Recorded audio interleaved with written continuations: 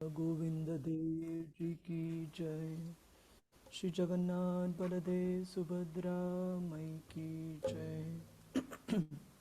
श्री श्री गौर निताय भगवान की जय। श्रील प्रभुपाद की जय। गुरु महाराज जी की जय। हरे कृष्णा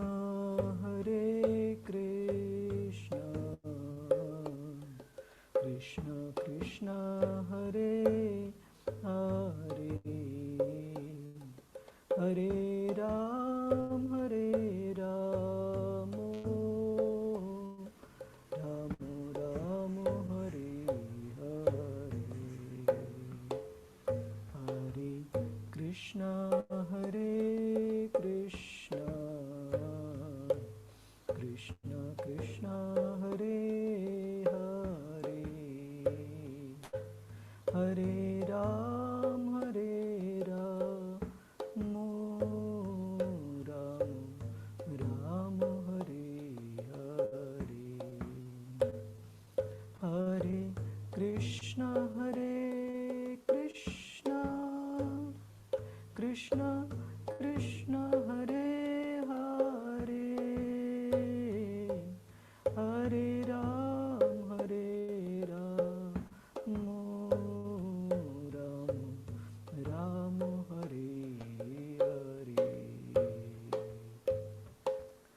हरे कृष्णा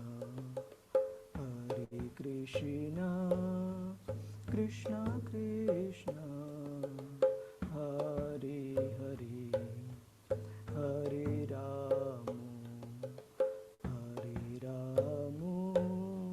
राम राम हरे हरे, हरे कृष्णा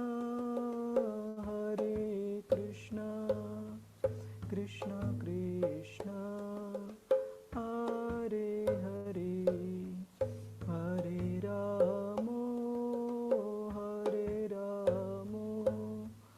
राम राम हरे हरे,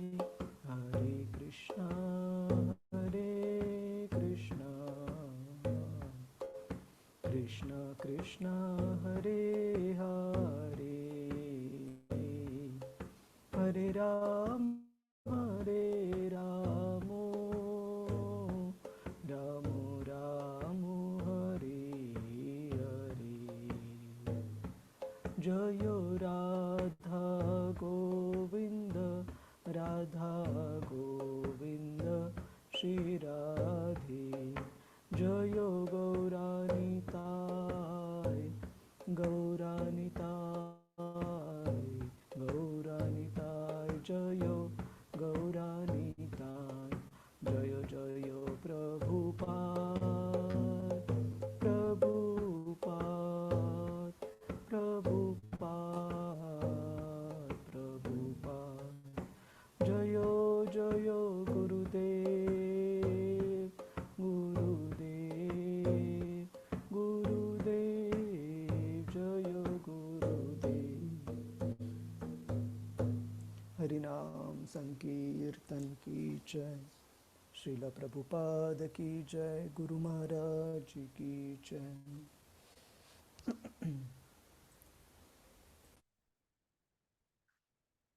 ॐ नमो भगवते वासुदेवाय, ॐ नमो भगवते वासुदेवाय, ॐ नमो भगवते वासुदेवाय, नारायणं नमस्कृत्य नरं चैव नरोत्तमं देवीं सरस्वतीं व्यासं ततो जयमुदीरयेत्। नष्टप्रायेषु अभद्रेषु नित्यं भागवत सेवया भगवतीरुत्तमश्लोके भक्तिर्भवति नैष्टिकी। कृष्णाय वासुदेवाय देवकीनन्दनाय च नन्दगोपकुमाराय गोविन्दाय नमो नमः। ॐ अज्ञानतिमिरन्धस्य ज्ञानाञ्जनशलाकया चक्षुरुन्मिलितं येन तस्मै श्रीगुरवे नमः। श्रीचैतन्यमनोभीष्टं स्थापितं येन भूतले स्वयं रूप कदा मह्यं ददाति स्वपदान्तिकं। वन्देऽहं श्रीगुरो श्रीयुतापदकमलं श्रीगुरोन् वैष्णवांश्च। श्रीरूपं सागरजातं सहगना रघुनाथान्वितं तं सजीवं साद्वैतं सावधूतं परिजनसहितं कृष्णचैतन्यदेवं श्रीराधा कृष्णपदान् सहगना ललिता श्रीविशाखान्वितांश्च। हे कृष्ण करुणा सिंधु दीनबंधु जगतपते गोपेश गोपिका कांत श्री राधा कांत नमोस्तुते। तप्त कांचन गौरांगी श्री राधे वृंदावनेश्वरी वृषभानुसुते देवी प्रणमामि हरिप्रिये। वाञ्छाकल्पतरुभ्यश्च कृपा सिन्धुभ्य एव च पतितानां पावनेभ्यो वैष्णवेभ्यो नमो नमः। नमः ॐ विष्णुपदाय कृष्णपृष्ठाय भूतले श्रीमते भक्तिवेदान्त स्वामिन् इति नामिने। नमस्ते सरस्वते देवे गौरवाणी प्रचारिणे निर्विशेष शून्यवादी पाश्चात्य देशतारिणे। जय श्री कृष्ण चैतन्य प्रभु नित्यानंद श्री अद्वैत गदाधर श्रीवास आदि गौर भक्त वृंद।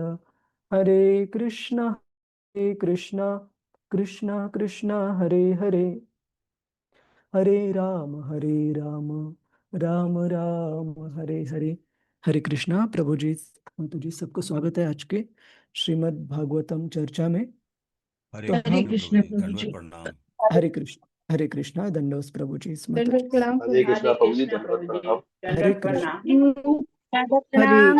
हरे हरे कृष्णा दंडोस प्रभु आदर जी। प्रणाम प्रभु जी। हरे कृष्णा दंडोस माता जी। हरे कृष्ण प्रभु जी, दंडवत प्रणाम। हरे कृष्णा दंडोस प्रभु जी। भगवान कृष्ण बाहरी रूप में युधिष्ठिर महाराज को कन्विंस करने का प्रयास कर रहे थे कि किस प्रकार से कुरुक्षेत्र की युद्ध भूमि पर जो भी क्षत्रियों का वध हुआ, मृत्यु हुई, उनके उसके लिए उन्होंने खुद को जिम्मेदार नहीं ठहराना चाहिए। लेकिन आंतरिक रूप से परमात्मा रूप में युधिष्ठिर महाराज को ये सोच से परावृत्त कर रहे थे। इसलिए क्योंकि वो साक्षात अपने परम भक्त भीष्म देव द्वारा युधिष्ठिर महाराज को उपदेश दिलाना चाहते थे।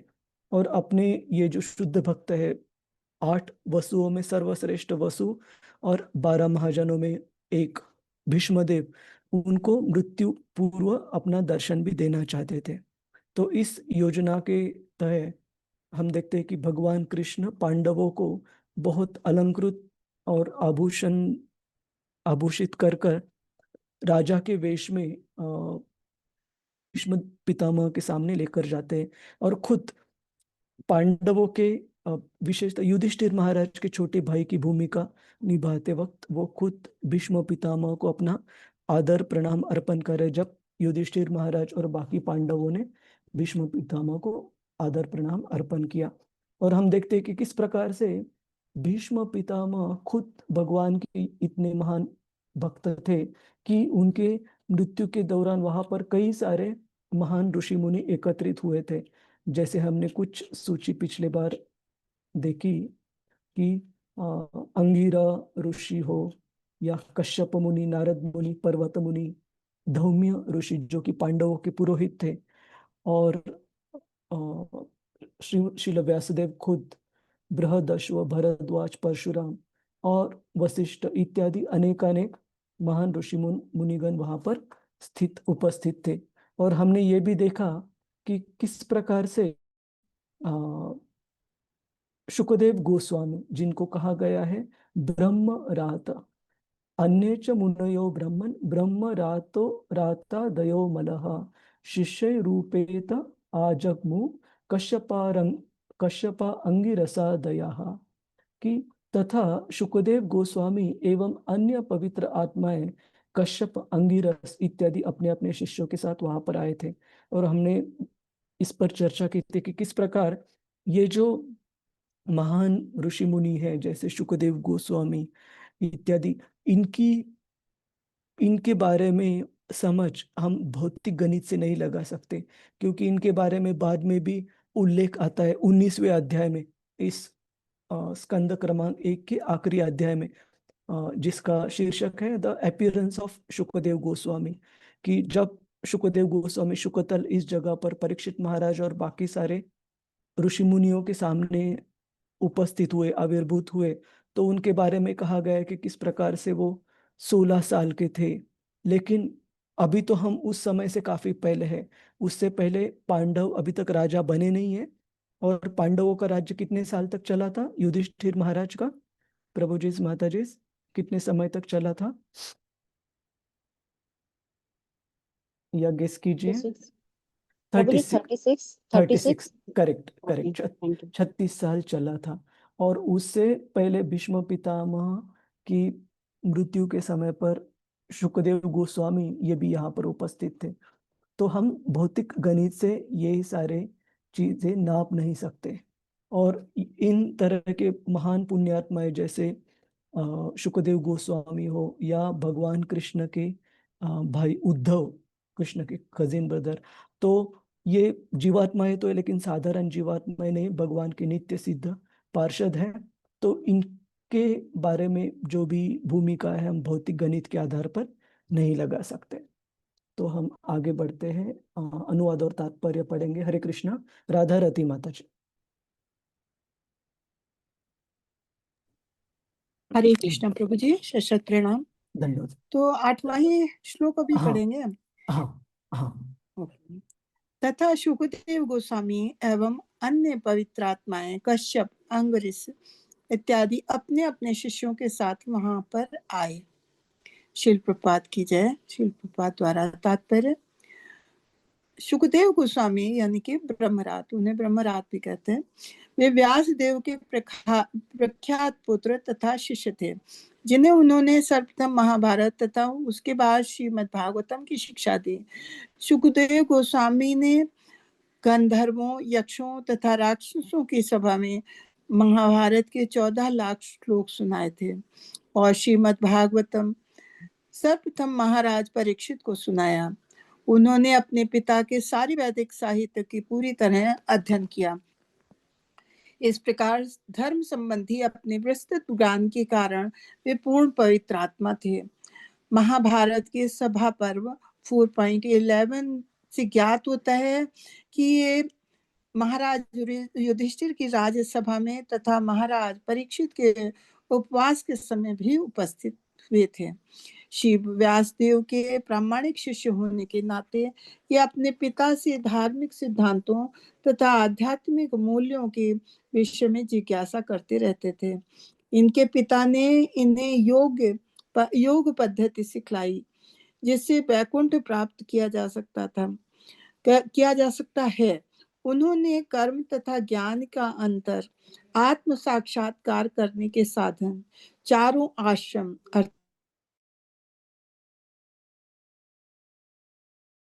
अर्थात ब्रह्मचर्य, गृहस्थ, भगवान का दिव्य पद तथा पद, उनके साक्षात दर्शन करने की विधि, ज्ञान प्राप्त करने वाला सुपात्र, 5 तत्व, बुद्धि की अद्वितीय स्थिति, प्रकृति की चेतना तथा जीव, स्वरूप सिद्ध व्यक्ति के लक्षण, शरीर के सिद्धांत, प्रकृति के गुणों के लक्षण, कल्पतरु तथा मनोवैज्ञानिक कार्यों के विषय में शिक्षा थी। कभी कभी कभी वे अपने पिता तथा नारद जी की अनुमति से सूर्य लोक भी जाया करते थे। महाभारत के शांति पर्व 332 में उनकी अंतरिक्ष यात्रा का विवरण प्राप्त है। उन अंत में उन्हें परम धाम की प्राप्ति हुई। वे अरण्य, अरुण सुत, वयासिक, व्यासकी तथा सखी। व्यासात्मक इत्यादि नामों से प्रसिद्ध हैं। हाँ, धन्यवाद माता जी। कश्यप। हम आगे धन्यवाद। बढ़ने से हरे पहले, कृष्ण। हरे कृष्ण। जी जी श्रील जी। प्रभुपाद जी के एक बहुत प्रचलित शिष्य है वैयासकी प्रभु, जो कीर्तन काफी सुंदर गाते हैं। तो जैसे बाकी शिष्यों के बारे में भी आपने सुना होगा श्रील प्रभुपाद जी के, जैसे ऐन्द्र प्रभु, जिनका देहांत हो गया अराउंड 2000, अराउंड 12-13 के आसपास। लेकिन वो भी काफी सुंदर गाते थे और वृंदावन में 24 घंटे कीर्तन उन्होंने शुरू किया, ऐन्द्र प्रभु ने। तो ऐसे हम देखते हैं शुकदेव गोस्वामी के बारे में। अगर हम थोड़ा सा पहले पीछे जाएंगे तो सूत गोस्वामी जब मेरे ख्याल से अ, चौथे अध्याय में जब शुकदेव गोस्वामी जी को प्रार्थना अर्पण करते हैं, उसमें वो एक प्रार्थना ये अर्पण करते हैं कि जिस प्रकार से भगवान हर एक जीव में स्थित है परमात्मा रूप में, और परमात्मा रूप में स्थित होने की वजह से भगवान प्रेरणा दे सकते हैं जीवों को एक विशेष प्रकार का कार्य करने के लिए या ज्ञान प्रदान कर सकते हैं। उसी प्रकार सूत गोस्वामी उनके जो गुरु है शुकदेव गोस्वामी, उनको प्रार्थना अर्पण कर सकते हैं कि जिस प्रकार परमात्मा सारे जीवों के हृदय में स्थित है और उनको मार्गदर्शन कर सकते हैं, उस तरह भगवान के नित्य सिद्ध और एक महान भक्त होने के कारण शुकदेव गोस्वामी जैसे महान भक्त भी जीवों के हृदय में प्रेरणा, विशेष प्रकार की प्रेरणा उत्पन्न कर सकते, विशेषतः भगवान के भक्ति के लिए अनुरूप और प्रेरणा वो बिल्कुल उत्पन्न कर सकते हैं। तो शुकदेव गोस्वामी कोई साधारण व्यक्ति नहीं। यहाँ बताया गया है कि किस प्रकार से वे कभी कभी व्यासदेव जी की अनुमति या नारद जी की अनुमति से सूर्यलोक भी जाते थे। और जैसे हम 19वें अध्याय में देखेंगे कि पूरे उन महान ऋषि मुनियों के सभा में शुकदेव गोस्वामी केवल 16 साल की उम्र में उनको वक्ता के रूप में वहां पर चुना गया सारे ऋषि मुनियों द्वारा। और 3 व्यक्तियों को छोड़कर श्रील व्यासदेव, नारद मुनि और परशुराम, इन 3 व्यक्तियों को छोड़कर बाकी सारे ऋषि मुनि उस सभा में, ऋषि मुनियों की, महान ऋषि मुनियों की सभा में खड़े होकर उनको आदर सम्मान प्रदान किए जब वो श्रीमद् भागवतम का कथन करने के लिए उस ऋषियों की सभा में उनका आगमन हुआ। तो इतनी उनकी महानता है।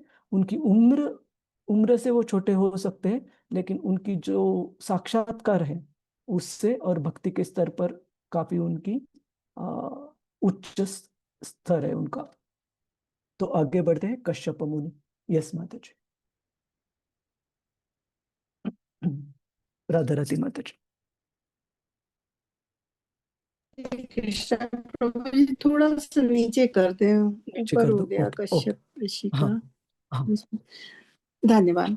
कश्यप ऋषि वे मारीचि के पुत्र प्रजापतियों में से एक तथा प्रजापति दक्ष के दामाद थे। वे विराट गरुड़ पक्षी के पिता है, जिसे खाने के लिए बड़े बड़े हाथियों तथा कछुओं को परोसा जाता था। उन्होंने प्रजापति दक्ष की 13 पुत्रियों से विवाह किया। उनके नाम थे अदिति, धनु, काष्ठा, अरिषा, सुषा, इला, मुनि, क्रोध, वशा, ताम्रा, सुरभि, शर्मा तथा तिमि। देवता तथा असुर दोनों थे।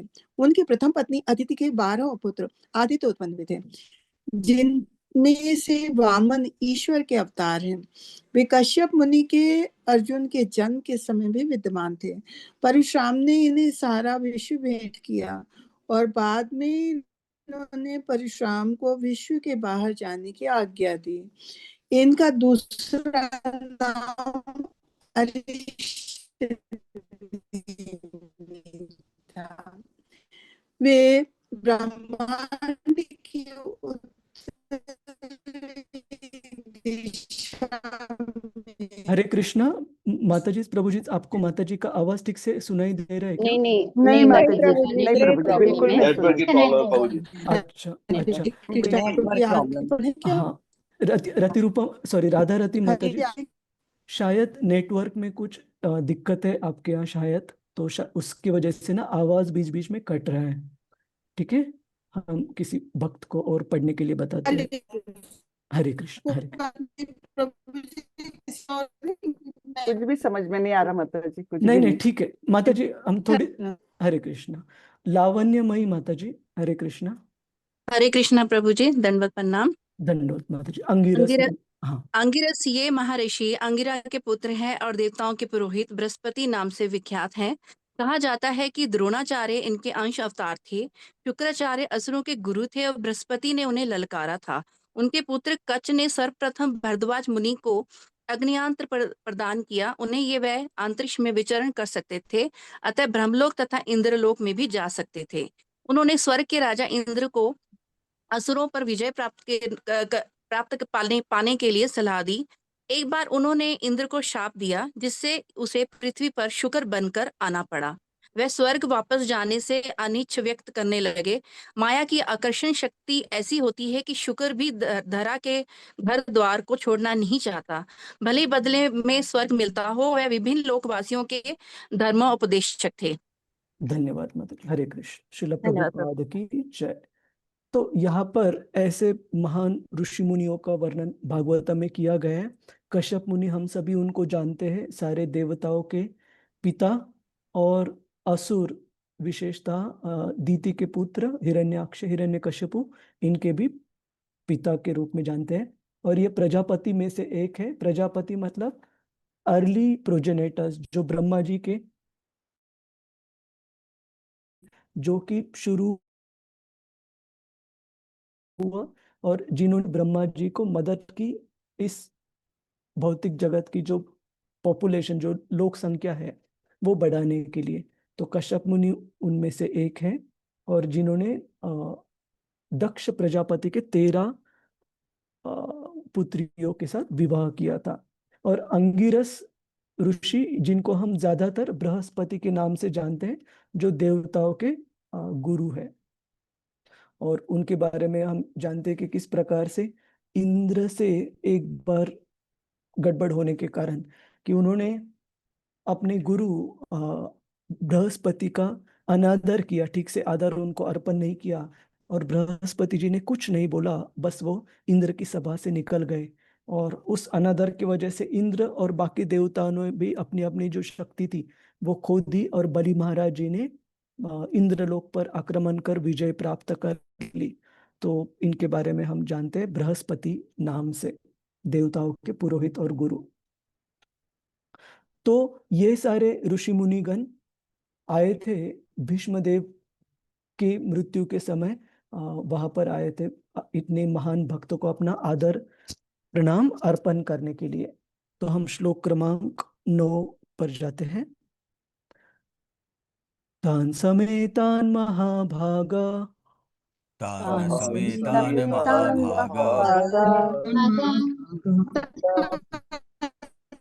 समेतान् महाभागा तान समेतान महाभागा, उपलभ्य वसुत्तमः,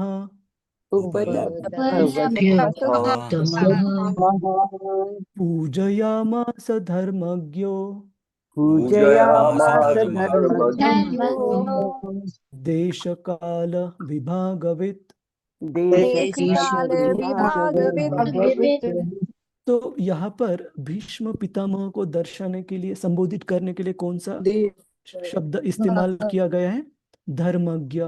धर्मज्ञ मतलब किसी भी देश काल पात्र के अनुरूप धर्म का एप्लीकेशन। एप्लीकेशन को हम हिंदी में क्या कहते हैं प्रभु जी, माता जी? पालन करने वाला। पालन कर, हाँ, कि धर्म को किसी भी देश प्रयोग काल, करना, प्रयोग करना। प्रयोग, हाँ, या पालन, धर्म के तत्वों का पालन करना। किसी भी देश काल पात्र की परिस्थिति में किस प्रकार से धर्म तत्वों का पालन करना चाहिए, ये भीष्म पितामह भली भांति जानते थे। तो इसलिए उनको संबोधित करने के लिए शब्द इस्तेमाल किया गया है, पूजयामास धर्मज्ञो, धर्म के, शिला प्रभुपाद जी के ट्रांसलेशन करते हैं, धर्म के ज्ञाता, धर्म के ज्ञाता, धर्म के तत्वों को किस प्रकार आचरण में लाना है, इसको भली भांति जानते थे भीष्म पितामह।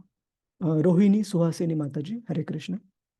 हरे कृष्णा प्रभु जी, दंडवत प्रणाम। दंडवत माता जी। यस माता जी। अनुवाद प्रभुपाद की जय। 8 वसुओं में सर्वश्रेष्ठ श्री भीष्मदेव ने वहां पर एकत्रित हुए समस्त महान तथा शक्ति संपन्न ऋषियों का स्वागत किया, क्योंकि भीष्मदेव को देश तथा काल के अनुसार समस्त धार्मिक नियमों की भली भांति जानकारी थी। हरे कृष्णा। तात्पर्य श्रील प्रभुपाद की जय। श्रील प्रभुपाद के द्वारा पटु धर्मज्ञ भली भांति जानते हैं कि किस प्रकार देश काल के अनुसार धार्मिक सिद्धांतों को समंजित करना चाहिए। सारे महान आचार्यों अथवा धर्मोपदेशकों अथवा विश्व के सुधारकों ने देश काल के अनुसार धार्मिक नियमों को समंजित करके ही अपने उद्देश्य को पूरा किया। विश्व के विभिन्न भागों में तरह तरह की जलवायु तथा परिस्थितियां हैं, और यदि किसी को भगवान के संदेश का उपदेश करना है तो उसे देश काल के अनुसार बातें समंजित करने में पटु होना चाहिए। भीष्मदेव इस भक्ति संप्रदाय का उपदेश करने वाले 12 महाजनों में से एक थे। अतः वे ब्रह्मांड के कोने कोने से आए शक्तिशाली ऋषियों का स्वागत तथा सम्मान अपनी मृत्युशैया पर पड़े पड़े कर सकते थे। निस्संदेह वह उस समय उनका स्वागत सम्मान स्वयं उठकर कर पाने में शरीर से असमर्थ थे, क्योंकि उस समय वे ना तो घर पर थे, ना सामान्य रूप से स्वस्थ अवस्था में थे। लेकिन वे अपने मस्तिष्क के सुचारू रूप से कार्य करने से बिल्कुल चुस्त थे, और वे हार्दिक मृदु वचन बोल सके। इसीलिए सभी आगंतुकों का ठीक से सत्कार हो पाया। मनुष्य मन से, वाणी से तथा कर्म से अपना कर्तव्य पूरा कर सकता है। वे भली भांति जानते थे कि उनका किस तरह समुचित स्थान पर उपयोग करना चाहिए। अतः शारीरिक रूप से असमर्थ होने पर भी उन्हें लोगों का सत्कार करने में कोई कठिनाई नहीं हुई। हरे कृष्णा प्रभु जी, बहुत बहुत धन्यवाद। शिला प्रभुपाद की जय। धन्यवाद माता जी, प्रभुपाद की जय। हरे कृष्ण। तो यहाँ पर कहा गया है कि किस प्रकार भीष्म पितामह जैसे महान भक्त देश काल पात्र के अनुसार धर्म तत्वों का किस प्रकार आचरण करना है, ये भली भांति जानते हैं। और जैसे हम श्रील प्रभुपाद जी के जीवन में देखते हैं कि श्रील प्रभुपाद जी ने भी पाश्चात्य देश में प्रचार प्रसार के लिए अनुकूल ऐसे काफी सारे तत्वों को वहाँ की परिस्थिति के अनुसार भक्तों के सामने रखे। जैसे हम देखते हैं कि सामान्यतः वैदिक संस्कृति में एक सन्यासी को किसी भी जो विवाह के संबंधित या भौतिक संबंधों के संबंधित जो भी कुछ अलग अलग ये रहते हैं ओकेजन्स या रहते हैं, वहां पर जाने की बिल्कुल अनुमति नहीं है। लेकिन श्रील प्रभुपाद जी उन्होंने अपने शिष्यों के विवाह संस्कार खुद निभाए। क्यों? क्योंकि श्रील प्रभुपाद जी को ये पता था कि इन भक्तों को जो कि काफी नौसिखिया थे, इनमें अगर वो खुद इनको विवाह संस्कार नहीं निभाएंगे तो इनके जो ये नौसिखिया भक्त जो शिष्य थे वो बिना विवाह संस्कार किए, बिना शादी किए एक दूसरे के साथ रहने लगेंगे, और न जानते हुए भी अधर्म का पालन इनसे हो जाएगा, भक्ति में प्रगति करने के लिए इनको बाधा आएगी। तो इस को दूर करने के लिए श्रील प्रभुपाद जी ने खुद विवाह संस्कार किए। उसी प्रकार से हम देखते हैं कि श्रील प्रभुपाद जी की अनेकानेक जो शिष्याएं थी उसमें काफी सारे माताएं भी थी, और शुरू में उनको सिखाने के लिए जो मूलभूत वैष्णव सदाचार है वो सिखाने के लिए दूसरे कोई माता जी भी उपलब्ध नहीं थी। तो श्रील मालती देवी बताती है, मालती प्रभु, एक्चुअली श्रील प्रभुपाद जी की जो शुरू के शिष्य थे उसमें माता जी ये शब्द इस्तेमाल नहीं होता था। श्रील प्रभुपाद मालती देवी या बाकी भक्त उनको प्रभु ही बुलाते थे, मालती प्रभु। तो मालती प्रभु कहती है कि श्रील प्रभुपाद जी ने खुद माता जी को साड़ी किस प्रकार से पहनते ये खुद अपने आप पर साड़ी जो लपेट कर दिखाया, किस प्रकार से साड़ी पहननी चाहिए।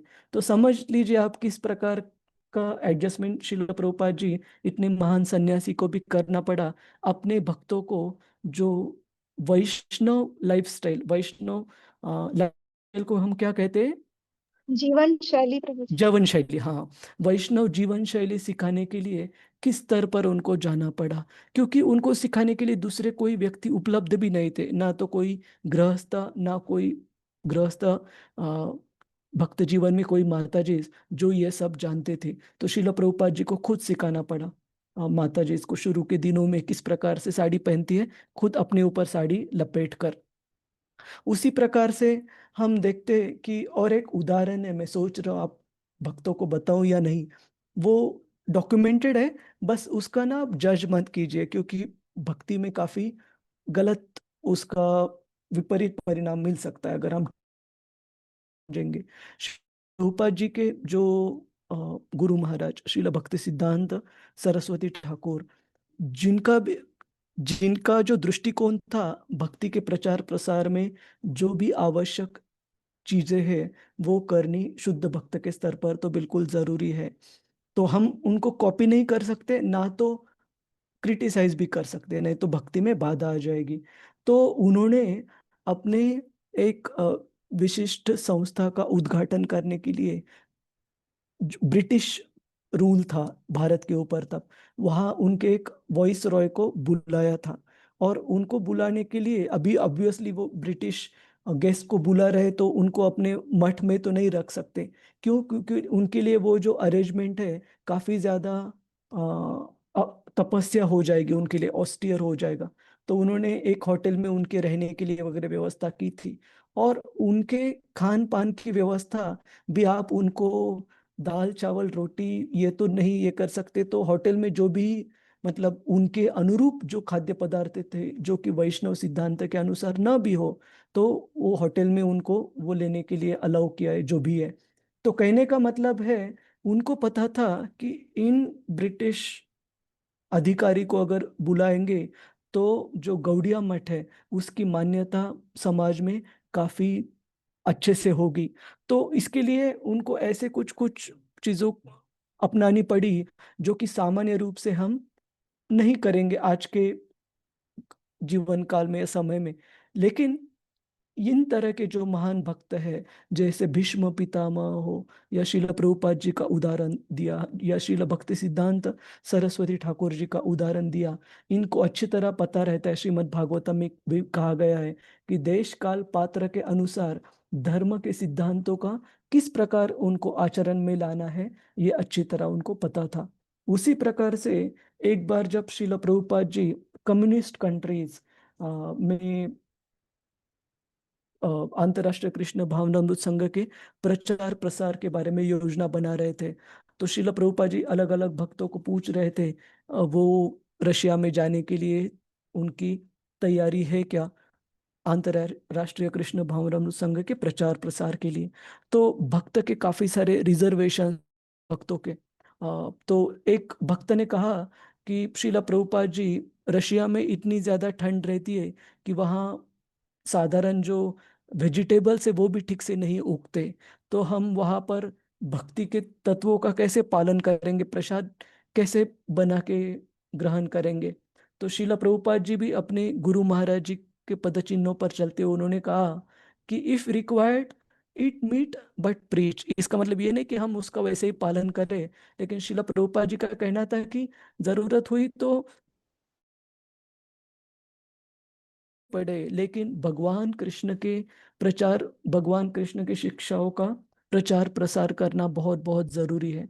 उसी तरह हम देखते हैं श्रील भक्ति सिद्धांत सरस्वती ठाकुर, श्रील प्रभुपाद जी से पहले जो उन्होंने 4 सन्यासी शिष्य पाश्चात्य देशों में, यूरोप में भेजे थे प्रचार प्रसार करने के लिए, तब भी भक्त जाने के लिए काफी रिलक्टेंट, तैयार नहीं थे जल्दी। और उनको ये चिंता थी कि हम अपने भक्ति का स्तर, संन्यास धर्म का पालन कैसे करेंगे पाश्चात्य देशों में जाकर। तो तब भी श्रील भक्ति सिद्धांत सरस्वती जी ने कहा था कि अगर आपको वहां आने के लिए नहीं मिलता, ऐसे कह रहे हो आप, तो इट मीट बट प्रीच। लेकिन वैसी नौबत कभी नहीं आई भक्तों के लिए। लेकिन कहने का मतलब है कि शास्त्र में जिस प्रकार से सर्वसाधारण धर्म का वर्णन है, उसी प्रकार से आपातकालीन धर्म का वर्णन है, इमरजेंसी रिलीजियस प्रिंसिपल्स। तो ऐसे महान भक्त जानते हैं किस प्रकार से धर्म के तत्वों को आचरण में लाना है, जिससे कि भगवान का जो मिशन है वो आगे बढ़े। ऑफ कोर्स वो जो भी मैं बता रहा हूँ ये आपातकालीन चीजें हैं, उसको सामान्य नहीं ग्रहित धरना चाहिए, पकड़ना चाहिए, लेकिन उनको कभी कुछ करना नहीं पड़ा उस तरीके का। ये बस ये दर्शाता है कि किस प्रकार से हमारे आचार्य भगवान का, श्री चैतन्य महाप्रभु की शिक्षाओं का मिशन आगे बढ़ाने के लिए जो भी कुछ स्थल देश काल पात्र के अनुसार तत्व है, उस प्रकार से वो अप्लाई करने के लिए बिल्कुल तैयार थे, आचरण में लाने के लिए तैयार थे। किसी का कोई प्रश्न है? प्रभु जी, माता जी, हरे कृष्णा। नहीं। ठीक ठीक। और यहाँ पर बताया गया है कि किस प्रकार से भीष्म पितामह, उनका शरीर बिल्कुल असमर्थ था, क्योंकि वो बाणों की शैया पर लेटे हुए थे, कि शरीर रूप से, शारीरिक रूप से वो असमर्थ थे उठकर इन सारे महान ऋषि मुनियों का आदर सम्मान करने के लिए। लेकिन उन्होंने किस प्रकार से किया? अपने जो ग्लांसेस ग्लांसेस मतलब किस प्रकार से प्रेम की दृष्टि से उन्होंने सारे ऋषि मुनि आदर सम्मान किया, और मीठे शब्दों से अपनी मनुष्य मन और वाणी से, उसी प्रकार से उन्होंने हार्दिक मृदु वचन बोलकर इन सारे ऋषि मुनियों का आदर सम्मान किया। और यहाँ कहा गया है कि मनुष्य मन से, वाणी से तथा कर्म से अपने कर्तव्यों को पूरा कर सकता है। कोई और उदाहरण देखते हैं क्या प्रभु जी, माता जी, हम शास्त्रों में, जहाँ की एक कोई व्यक्ति भक्त इस प्रकार के बंधन थे उन पर कि उनको कर्तव्य को पूरा करने के लिए मन में ही करना पड़ा? किसी का उदाहरण हम सोच सकते हैं? एक वो कृष्ण प्रभु जी। ब्राह्मण जो निर्धन ब्राह्मण थे प्रभु जी, जो भगवान को खीर हाँ, अर्पण करते किया उन्होंने। प्रतिष्ठानपुर। हाँ, भक्ति जी। रसामृत सिंधु में कथा आती है, प्रतिष्ठानपुर, जो कि महाराष्ट्र में संभाजी नगर के पास में है, अराउंड 60 किलोमीटर्स। वहां पर एक ब्राह्मण रहते थे, और उन्होंने सुना था कि किस प्रकार से मानसिक स्तर पर भी भगवान को भोग अर्पण कर सकते हैं और उसका लाभ प्राप्त हो सकता है। तो उन्होंने स्वीट राइस भगवान को अर्पण किया, खीर। हरे कृष्ण, धन्यवाद माता जी। हरे हाँ कृष्ण प्रभु, प्रभु जी, धन्यवाद। हाँ प्रभु जी, और कुछ बोल रहे थे प्रभु जी कोई? हरे कृष्ण प्रभु, दंडवत प्रणाम। धन्यवाद प्रभु जी। जब भगवान यानी कि जो युद्ध पूरा होने के बाद द्वारका आते हैं, तब जब उनकी रानियां होती थी, उनको भगवान को यानी कि हाँ गले लगाने का इच्छा होती है, तब वो उनके जो बच्चों को आगे करके फिर वो रियलाइज करते हैं। प्रभु जी, हरे कृष्ण। करेक्ट, बहुत बहुत अच्छा, बहुत अच्छा प्रभु जी। प्रभु जी, माता जी, अगर मुझे लगा कि नेटवर्क का कोई दिक्कत आ रहा है तो मैं वीडियो बंद कर दूंगा मेरा, ठीक है? हरे कृष्ण।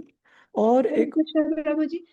हाँ, प्रभु जी, क्या ये एग्जाम्पल उसमें ले सकते हो जो रामानंद राय और प्रद्युमन मिश्रा वाला जो एग्जाम्पल है प्रभु जी, जहाँ पे रामानंद राय जो सिखा रहे थे जो देव डांसिंग गर्ल्स को, देवदासी। तो हाँ हाँ। वो ले सकते हैं प्रभु जी, ये दे, आपातकालीन जो नहीं नहीं, देखिए, वो उदाहरण चैतन्य चरितामृत में बताया गया है।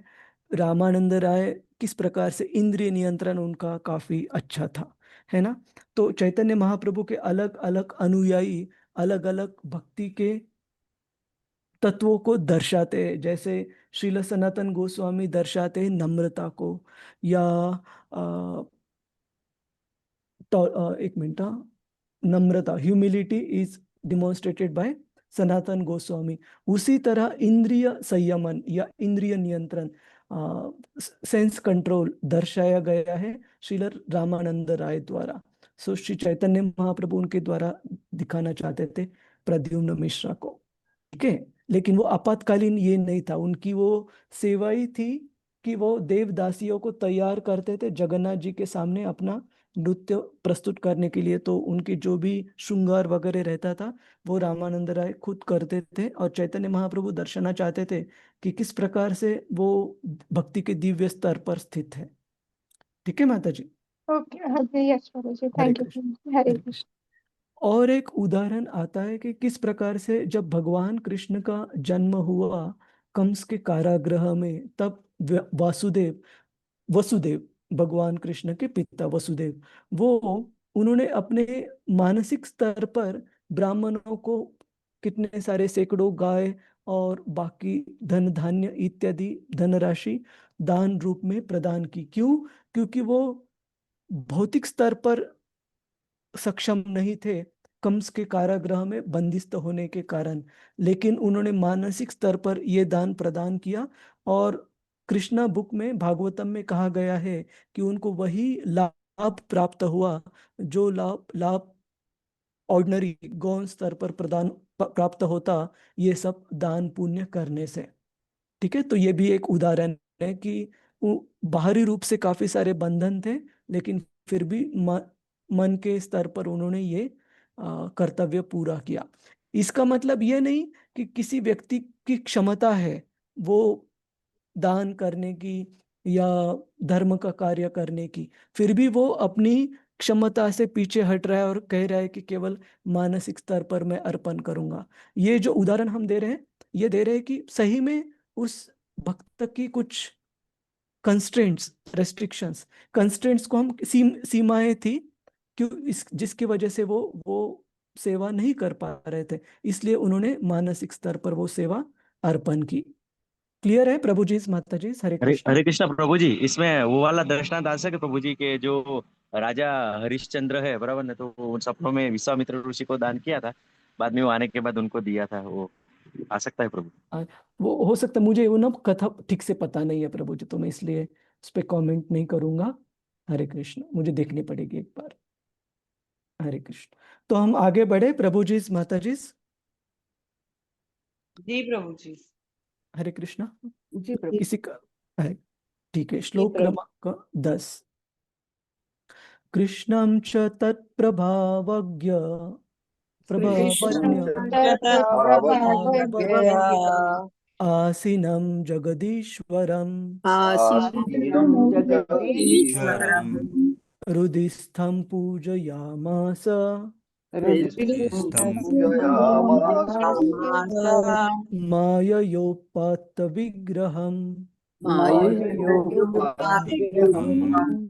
तो देखिए, पहले श्लोक में, श्लोक क्रमांक 9 में कहा गया है भीष्म पितामह को धर्मज्ञ। धर्म के तत्व किस प्रकार से देश काल पात्र अनुरूप आचरण में ला सकते हैं, ये भीष्म पितामह को भली भांति जानते थे। यहाँ पर उन्हें कहा गया है कृष्णम च तत् प्रभावज्ञ, कि ये भगवान कृष्ण की महिमा को जानने वाले व्यक्ति थे भीष्म पितामह। तो इस श्लोक में भी उनकी महती गाई गई है। रोहिणी माता जी का हो गया। सुरम्या हरे माधवी कृष्ण माता प्रभु जी। जी, दंडवत हरे कृष्ण। प्रणाम। भगवान श्री कृष्ण प्रत्येक के धन्यवाद। हृदय में आसीन हैं, तो भी वे अपने अंतरंगी शक्ति से अपना दिव्य रूप प्रकट करते हैं। वही श्री भगवान साक्षात भीष्मदेव के समक्ष विराजमान थे, और चूंकि भीष्मदेव उनकी महिमा से परिचित थे, अतएव उन्होंने उनकी विधिवत पूजा की। तात्पर्य शिला प्रभुपाद द्वारा, शिला प्रभुपाद की जय। श्री भगवान की सर्वशक्तिमत्ता प्रदर्शन प्रत्येक स्थान में उनकी एक साथ उपस्थिति द्वारा होता है। वे अपने नित्य धाम गोलोक हरे कृष्णा। वृंदावन में एक मिनट सदैव माता जी, रतिरूपा माता जी, आप यस ध्यान यस प्रभु ध्यान जी, दे यस रही है? यस यस जी जी सर। ये सबको नहीं तो डिससर्विस है। हरे कृष्ण। और एक दो भक्तों को आप कीजिए प्लीज को होस्ट। श्री हरिप्रिया माता, जस्ट एक मिनट रुकिए माता जी। श्री हरिप्रिया माता जी, मैं आपको भी को होस्ट बना रहा हूँ। हाँ हाँ माता जी, फिर से तात्पर्य एक बार पढ़िए जी। श्री भगवान की सर्वशक्तिमत्ता का प्रदर्शन प्रत्येक स्थान में उनकी एक साथ उपस्थिति द्वारा होता है। वे अपने नित्य धाम गोलोक वृंदावन में सदैव उपस्थित रहते हैं, तो भी वे प्रत्येक हृदय के हृदय में, यहाँ तक कि प्रत्येक अदृश्य परमाणु के अंदर भी स्थित रहते हैं। जब वे इस भौतिक जगत में अपने नित्य दिव्य रूप को प्रकट करते हैं, तब वे अपनी अंतरंगी शक्ति से ऐसा करते हैं। बहिरंगी शक्ति या माया का इस नित्य रूप से कोई सरोकार नहीं होता। ये सभी बातें भीष्मदेव को ज्ञात थी, अतएव उन्होंने तदनुसार ही उनकी पूजा की। हरे कृष्ण प्रभु। धन्यवाद माता जी। तो जिस प्रकार से महान ऋषि मुनियों का भीष्म पितामह ने स्वागत किया, वो धर्म के तत्वों को आचरण में कैसे लाना है वो जानते थे, उसी प्रकार से उन्होंने ने भगवान का भी स्वागत किया, भगवान कृष्ण का भी स्वागत किया, और उनकी भी हृदय के हृदय स्तंभ, जो हृदय में स्थित भगवान है, उनकी पूजयामास, उनकी भी विधिवत पूजा की, जिस प्रकार से उनको संभव था मानसिक स्तर पर भगवान को पूजा अर्पण करने के लिए, क्योंकि वो शारीरिक स्तर पर सक्षम नहीं थे वहां पर मृत्युशैया पर लेटने की वजह से। तो हम आगे बढ़ते हैं अगले श्लोक से, श्लोक क्रमांक 12 से भीष्म पितामह बोलना शुरू करेंगे। पांडुपुत्रान उपासीनान पाण्डुपुत्रानुपासीनान् प्रश्रय प्रेम संगतान प्रश्रय प्रेम संगतान् अभ्याचष्टानुरागाश्रैर् चष्टानुरागाश्रैर् अंधिभूतेन चक्षुषा। अंधिभूतेन चक्षुषा। तो इस पूरे श्लोक में जो बहुत महत्वपूर्ण शब्द है अंधिभूतेन चक्षुषा, कि पांडवों को अपने पास में बैठे हुए देखकर, जो कि एक राजा के वेश में वहां पर अलंकृत होकर, आभूषित होकर भगवान कृष्ण ने उनको वहां पर लेकर आए थे, उन पांडवों को पास बैठते हुए देखकर भीष्म पितामह अपने अश्रुओं को रोक नहीं पा रहे थे। अंधिभूतेन चक्षुषा, इसका मतलब बहुत शुद्ध हिंदी है, आप्लावित नेत्रों से, मतलब उनके आंखों में आंसू आ रहे थे पांडवों को देखकर। तो हम ये अनुवाद और तात्पर्य पढ़ेंगे। मीना माताजी। हरे कृष्ण। हरे कृष्ण प्रभु जी। हरे कृष्ण। पास ही महाराज पांडु के सारे पुत्र शांत बैठे थे और अपने मरणासीन पितामह के प्रेम से अभिभूत थे। यह देखकर भीष्म देव ने उन्हें भावपूर्ण बधाई दी। उनके नेत्रों में आनंदाश्रु थे, क्योंकि वे प्रेम तथा स्नेह से अप्लावित हो गए थे।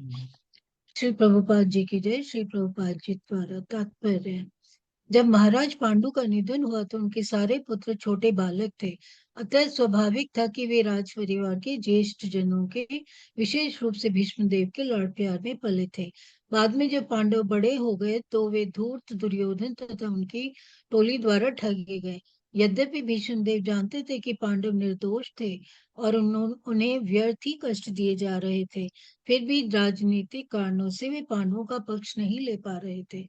अपने अंतिम समय में जब भीष्म देव ने महाराज युधिष्ठिर समेत अपने यशस्वी पुत्रों को अपने बगल में बैठे हुए देखा तो महायोद्धा पितामह अपने प्रेमाश्रुओं को रोक न सके।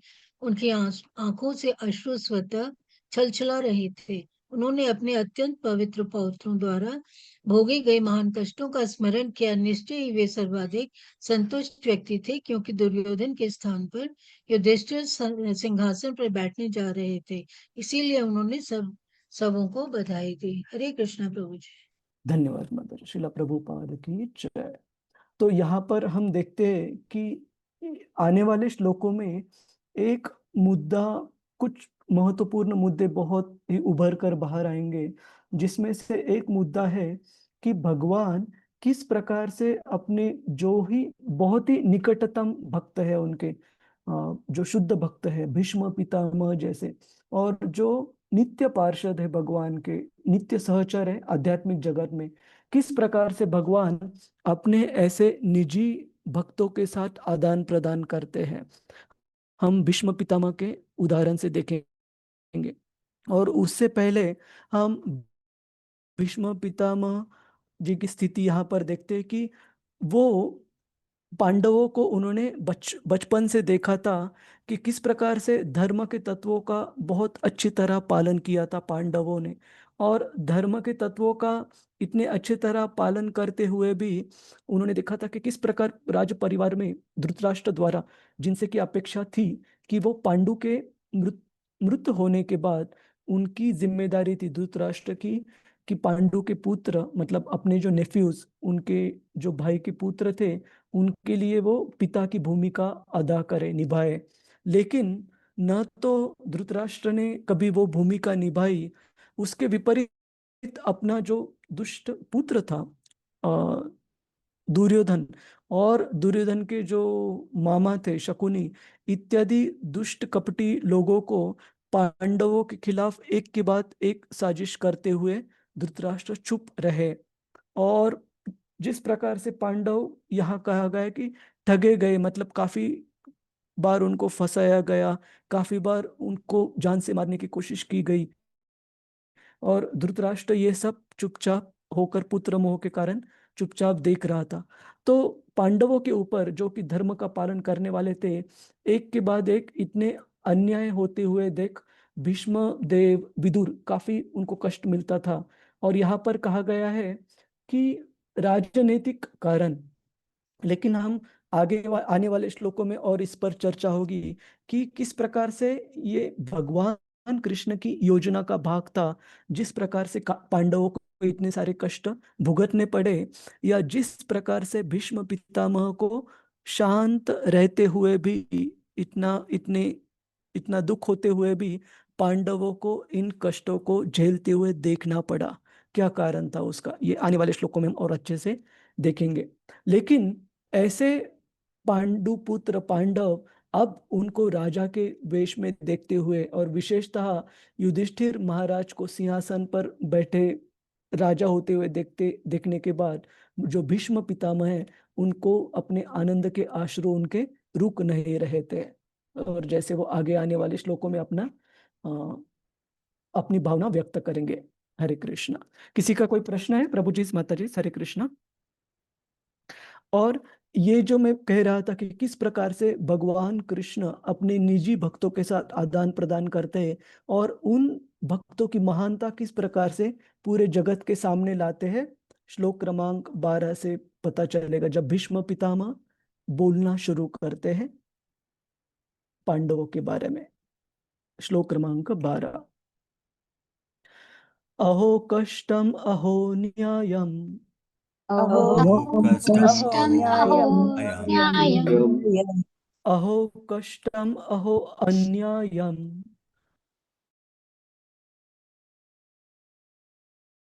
यद्यूयं धर्मनंदनः यद्यूयं धर्मनन्दनः जीवितुं नार्हतः क्लिष्टम्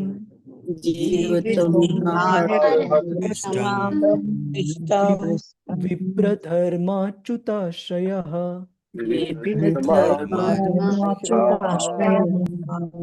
विप्रधर्म अच्युताश्रयः।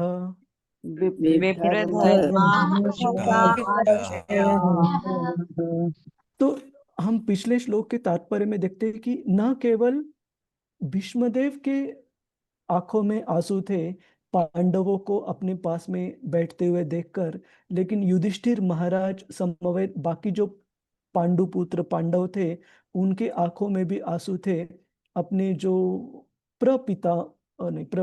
जो पितामह है भीष्मदेव, उनको इस स्थिति में मृत्युशैया पर लेटे हुए देखते हुए उनके भी आंखों में आंसू थे।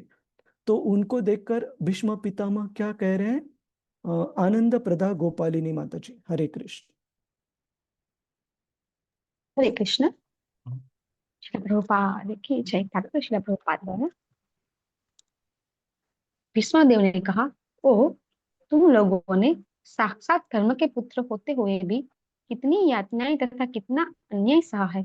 उन कष्टों के अंतर्गत तुम सबको जीवित रहने की आशा न थी, फिर भी ब्राह्मणों, ईश्वर तथा धर्म ने तुम्हारी रक्षा की है। तात्पर्य श्रील प्रभुपाद के द्वारा श्रील प्रभुपाद की जय। महाराज युधिष्ठिर कुरुक्षेत्र युद्ध के महान नरसंहार के अत्यंत जलित थे। भीष्मदेव यह समझ गए, इसलिए उन्होंने सर्वप्रथम महाराज युधिष्ठिर के घोर विपत्तियों का उल्लेख किया है। वे अन्याय के कारण ही इस कठिनाई में पड़े थे, और कुरुक्षेत्र का युद्ध इसी के अन्याय के विरोध में लड़ा गया था। इसलिए उन्हें इस घोर नरसंहार के लिए शोक नहीं करना चाहिए था। वे पांडवों का विशेष तौर पर यह बताना चाह रहे थे कि वे लोग सदा ही ब्राह्मणों, भगवान तथा धर्म द्वारा रक्षित होते रहे हैं। अतएव जब तक वे इन तीनों महत्वपूर्ण साधनों के द्वारा सुरक्षित है, तब तक निराश होने का कोई कारण नहीं है। इस प्रकार भीष्मदेव ने महाराज को उनकी निराशा मिटाने के लिए प्रोत्साहित किया। जब तक कोई मनुष्य भगवान की इच्छा के साथ पूरा तालमेल बनाए रखता है। रामायण ब्राह्मणों तथा वैष्णवों द्वारा निर्देशित होता है और धार्मिक सिद्धांतों का दृढ़ता से पालन करता है, तब तक उसके निराश होने का कोई कारण नहीं है, भले ही जीवन की परिस्थितियां कितनी ही विषम क्यों न हो।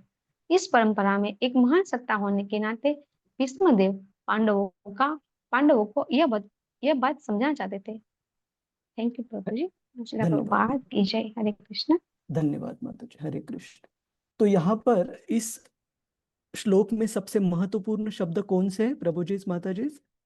विप्र धर्म अच्युत आश्रय। कि सबसे पहले भीष्मदेव हम देखते हैं कि युधिष्ठिर महाराज ने एक शब्द भी उन्हें कहा नहीं है, लेकिन भीष्मदेव सब जानते हैं।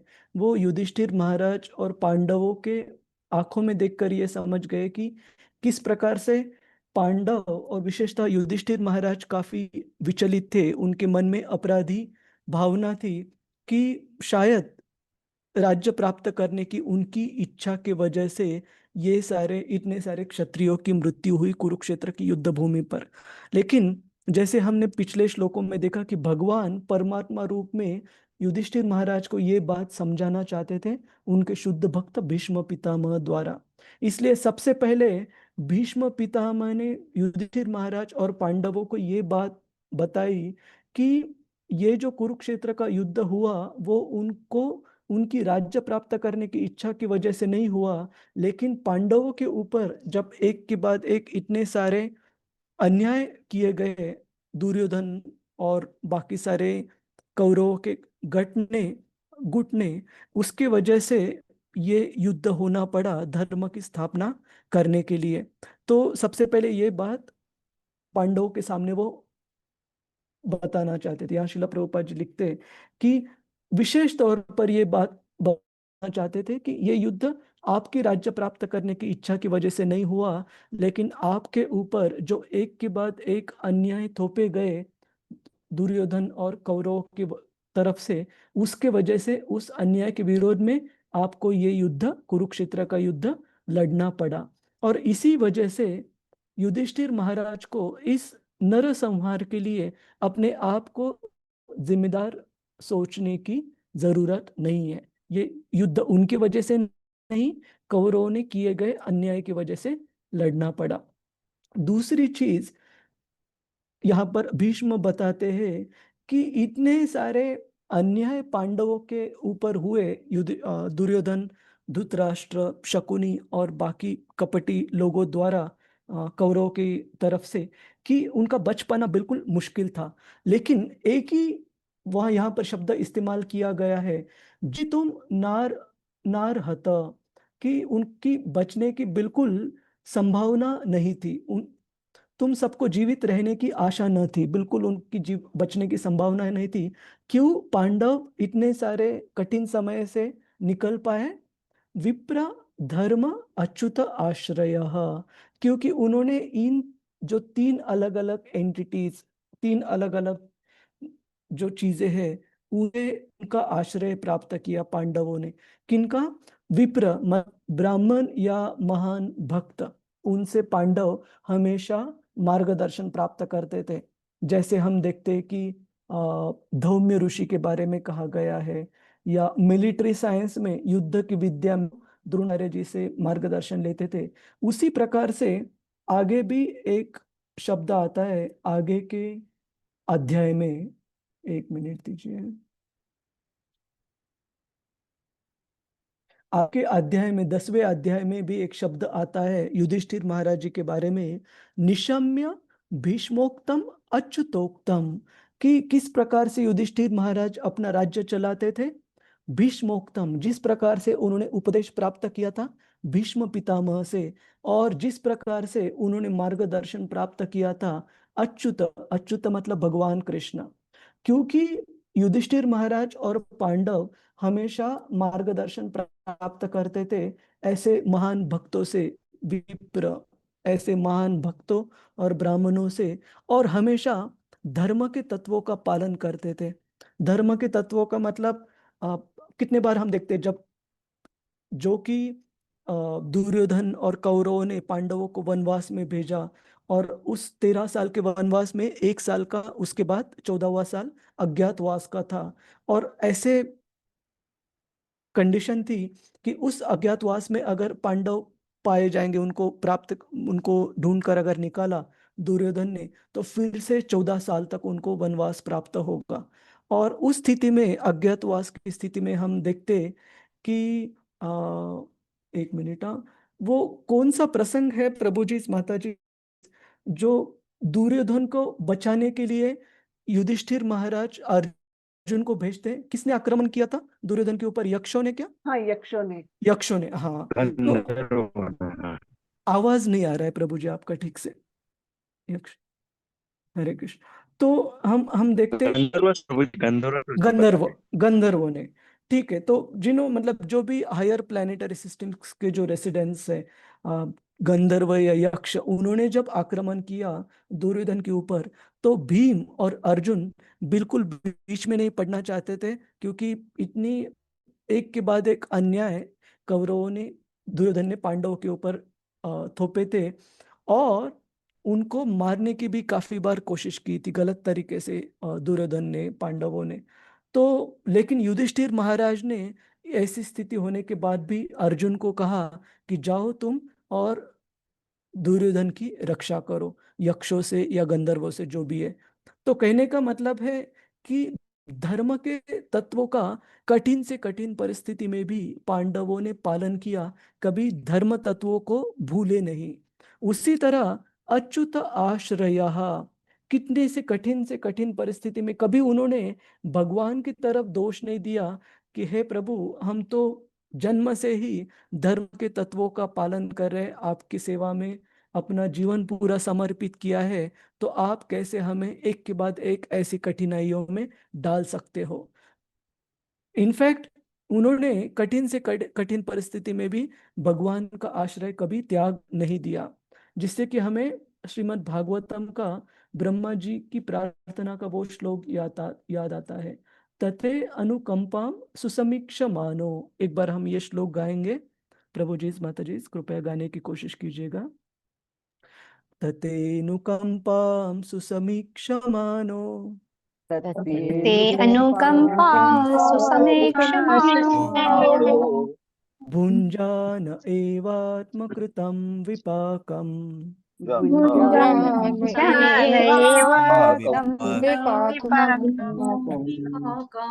रुद्वाग्वपुर्भिर्विदधन् नमस्ते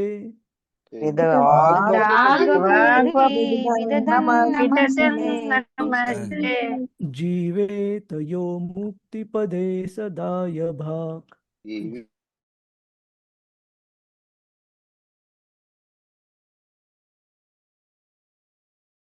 श्लोक में ब्रह्मा जी प्रार्थना अर्पण करते भगवान कृष्ण को कि तते अनुकंपा सुसमीक्ष मानो, कि इस प्रकार की कठिन स्थिति में भी, किस प्रकार से कठिन स्थिति में, जब विपाक, एक मिनट, कौन सा शब्द है वो, सॉरी, भुंजान एवात्म कृतम विपाकम, कि जिस प्रकार से एक के बाद एक अलग अलग कठिन परिस्थितियां, विपदाएं आ रही है भक्त के जीवन में, उस कठिन स्थिति में भी जो भक्त कृतज्ञ होकर भगवान की सेवा जारी रखता है और भगवान की अनुकंपा, भगवान की जो दया है, उसको प्राप्त करने के लिए अभिलाषी रहता है, कठिन परिस्थिति में भी अपने भक्ति मार्ग की क्रियाओं का आचरण पालन करते हुए, वो व्यक्ति जो भगवान की दया का अभिलाषी रहता है, वो और भगवान को अपने जो आदर प्रणाम है उनको अर्पण करते हुए, मन बुद्धि और मन बुद्धि और अपने हृदय से भगवान को आदर अर्पण करते हुए, वो व्यक्ति श्योर शॉट, मतलब बिल्कुल ही मुक्ति को प्राप्त करने के लिए पात्र हो जाता है। ब्रह्मा जी कहते हैं कि liberation becomes his rightful claim.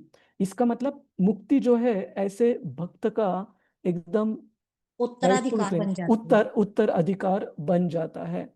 तो इस प्रकार से पांडवों ने भी, हमने देखा कि किस प्रकार से एक के बाद एक कठिन स्थिति आती गई, उनकी धर्म पत्नी द्रौपदी, उसका भी इतनी भरी सभा में अपमान हुआ।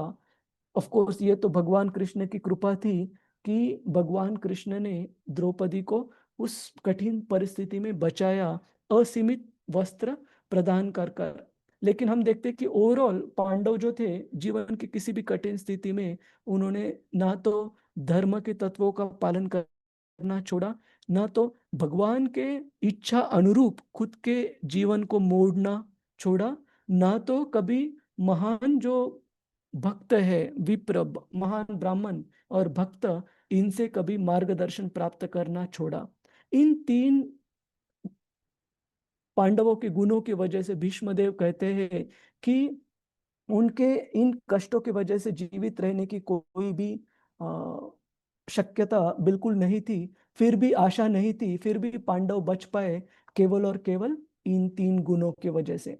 तो इससे हम सभी के लिए, जो साधक भक्त है, उनके लिए ये दर्शाता है कि हमने भी कठिन परिस्थिति में कभी भी इन तीनों का साथ नहीं छोड़ना चाहिए। भक्तों का मार्गदर्शन प्राप्त करना, धर्मों के तत्वों का पालन करना और भगवान के इच्छा अनुरूप अपने जीवन शैली को मोड़ना, इन तीन तत्वों को कभी भी हमने छोड़ना नहीं चाहिए।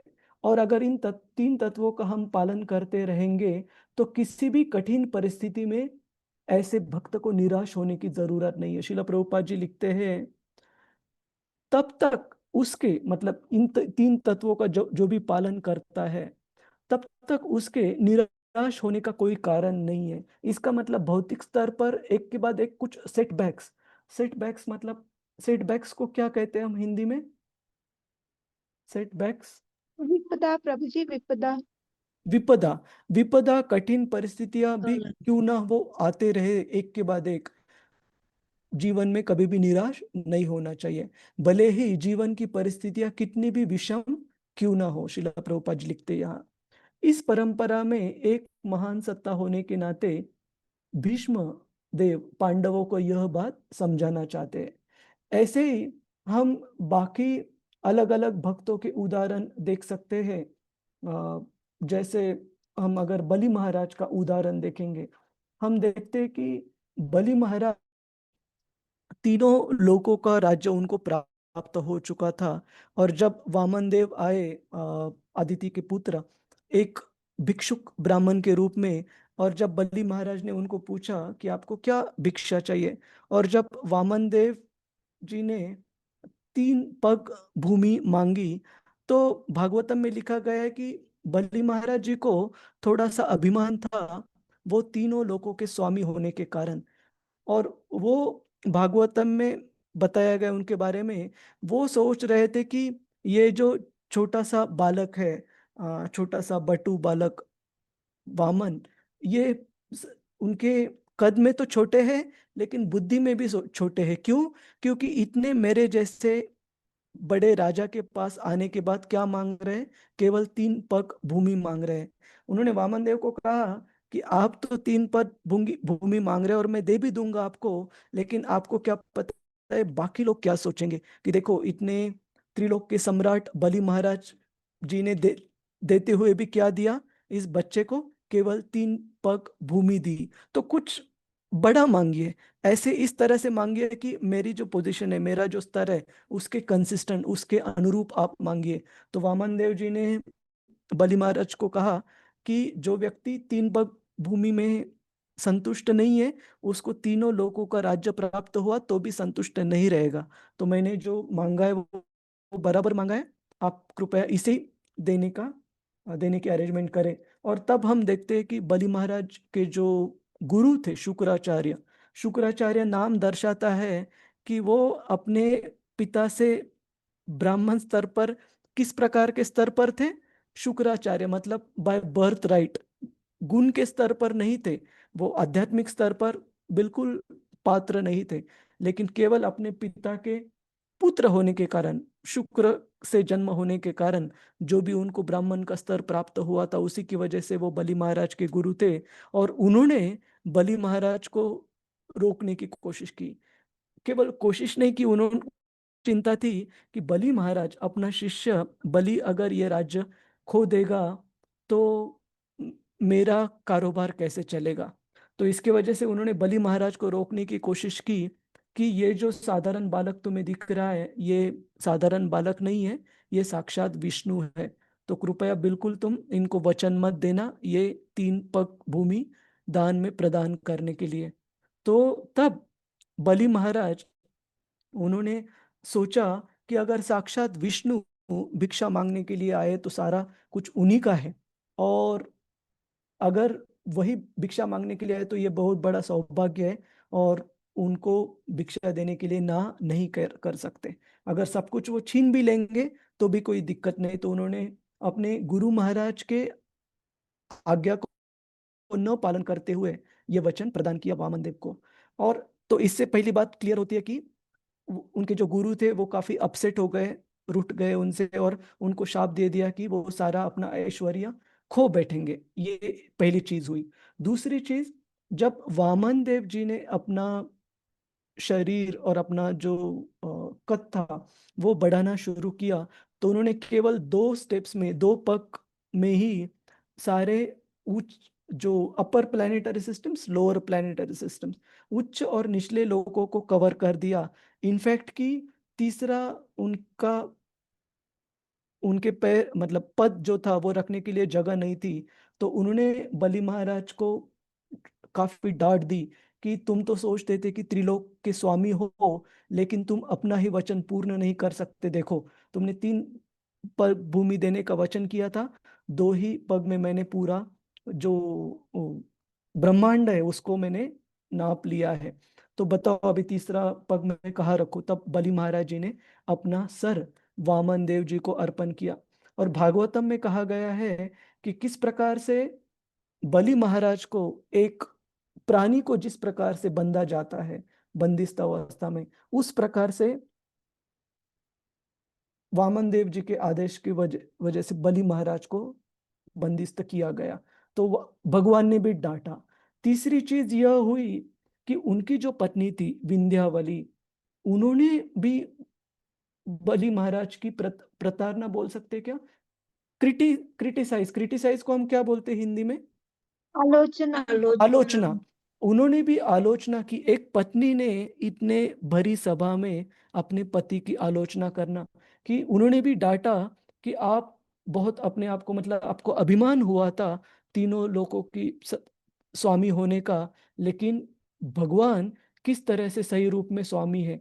तो हम देखते हैं कि एक के बाद एक गुरु उनसे रूठ गए, भगवान ने उनको डांटा, उनकी पत्नी ने उनकी आलोचना की, सत्ता वो खो बैठे। और कैसे, तो उन्होंने तीसरे पग के लिए अपना सर भगवान को अर्पण किया, नहीं तो तांत्रिक रूप से देखा जाए तो सब कुछ वो खो गए थे। तो इतना सब खोने के बावजूद जो धर्म के तत्व है उनका पालन करने में बलि महाराज कभी हिचकिचाए नहीं या कहीं कम नहीं हुए। इसकी वजह से क्या हुआ कि यहाँ पर बताया गया है कि भगवान एक हाथ से तो कुछ लेते हैं अपने भक्त से, लेकिन अगर वो भक्त समर्पित रहा भगवान के प्रति तो दूसरे हाथ से काफी उससे भी ज्यादा प्रदान करते हैं। जैसे उन्होंने बलि महाराज को प्रदान किया कि कौन सा लोक है माता जी प्रभु जी वो, पाताल लोक। नहीं सुतल नहीं, सुतल सूतल सूतल, हाँ सूतल सूतल, हाँ सूतल लोक में बलि महाराज को फिर से उन्होंने राजा का स्तर अर्पण किया, और खुद एक द्वारपाल के रूप में बलि महाराज के यहाँ पर द्वारपाल के रूप में सेवा निभा रहे भगवान। इतना ही नहीं, अगला इंद्र होने के लिए बलि महाराज इन लाइन है भगवान की कृपा से। तो कहने का मतलब है, जब तक इन 3 चीजों का हम ध्यान रखेंगे, विप्र, धर्म, अच्युत आश्रय, इन 3 चीजों का हम आश्रय कभी छोड़ेंगे नहीं, तब कितनी भी विषम स्थिति क्यों ना हो,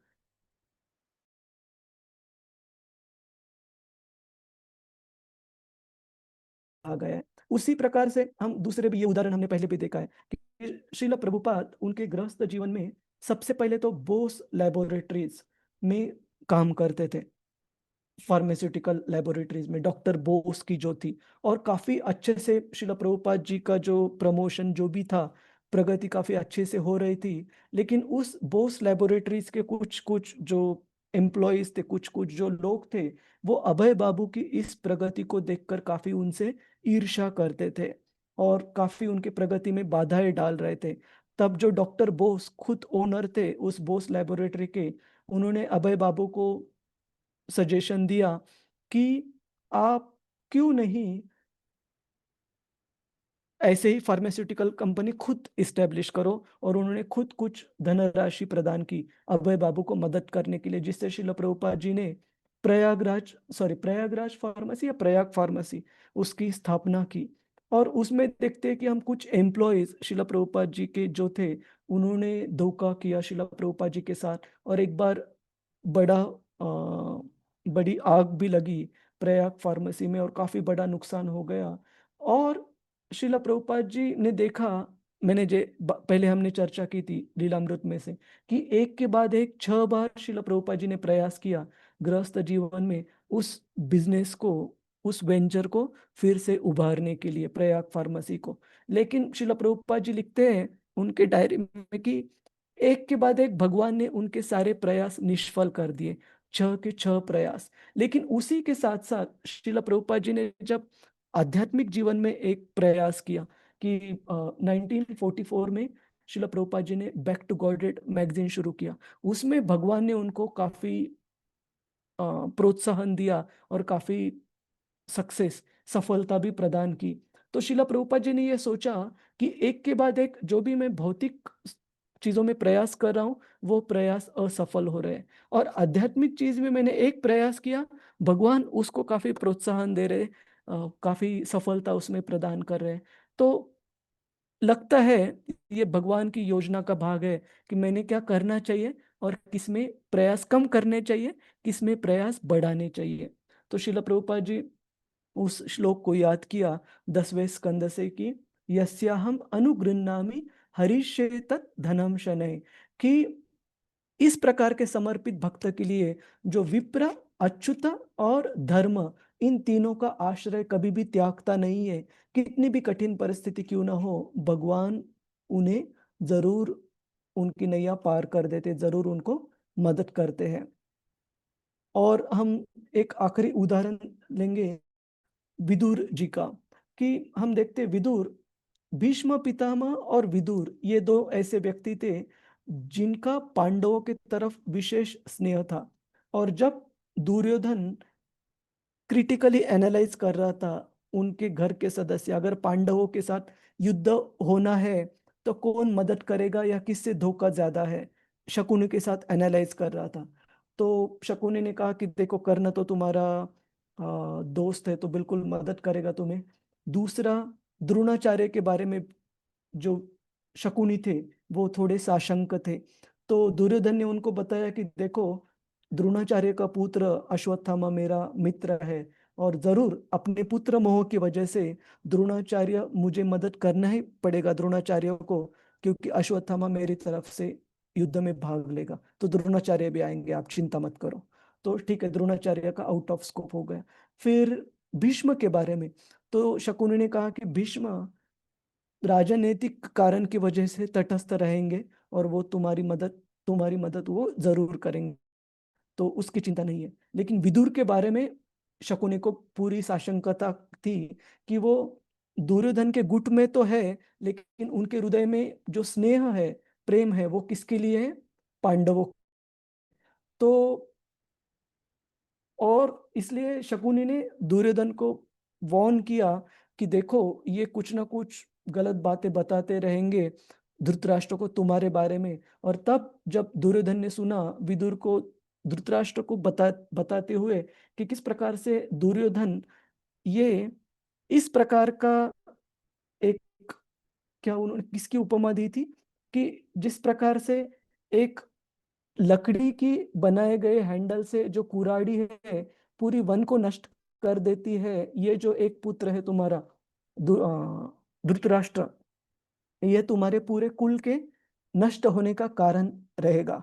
और ये जब दुर्योधन ने सुना तो इतनी ज्यादा अपमान किया विदुर जी का, उनको घर से निकाल दिया। मतलब इतना अपमान किया कि जो विदुर थे उन्होंने अपना धनुष और बाण वही छोड़ते हुए घर घर का त्याग कर दिया और वो सारे पवित्र स्थलों की तीर्थ यात्रा करने निकल गए।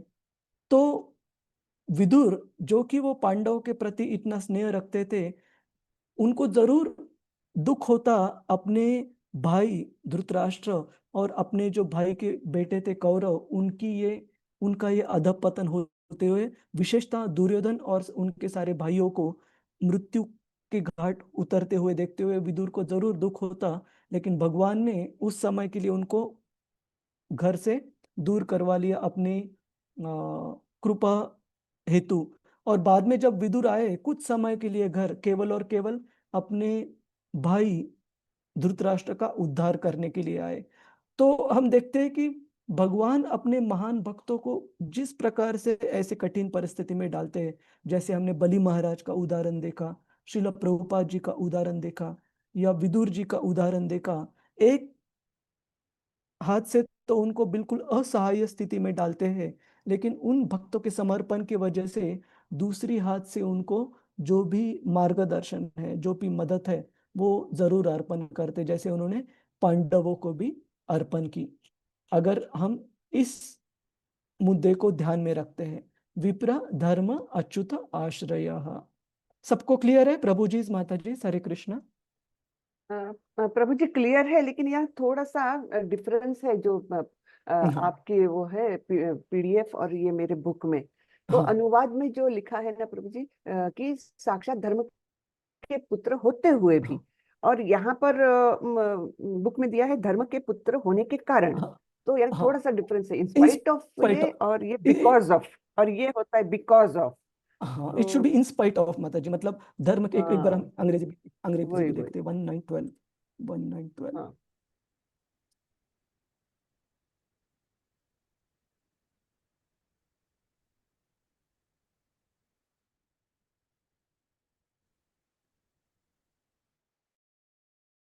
sufferings and what terrible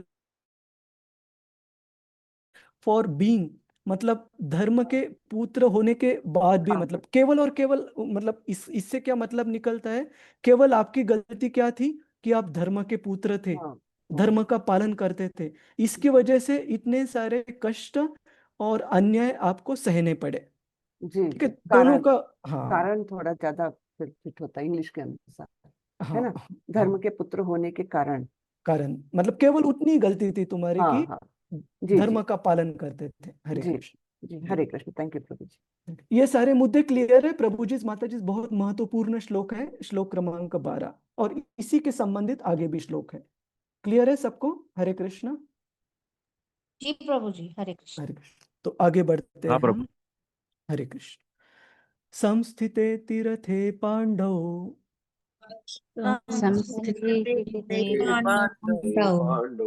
वृथा बाल प्रजावधू युष्मत्कृते बहून् क्लेशान् प्राप्ता तोकवती मुहुः। हरे कृष्णा। सुमंगला धनिष्ठा माता जी। हरे कृष्णा प्रभु जी, दंडवत प्रणाम। दंडवत। अनुवाद। जहाँ तक मेरी पुत्र वधु कुंती का संबंध है, वह महान सेनापति पांडु की मृत्यु होने पर सभी बच्चों के साथ विधवा हो गई, और इसके कारण उसने भयंकर कष्ट सहे। और अब जब तुम लोग बड़े हो गए हो, तो भी वह तुम्हारे कर्मों के कारण काफी कष्ट उठा रही है। तात्पर्य श्रील प्रभुपाद की जय, श्रील प्रभुपाद जी के द्वारा। कुंती देवी ने के कष्टों पर दुगना शोक व्यक्त किया जा रहा है।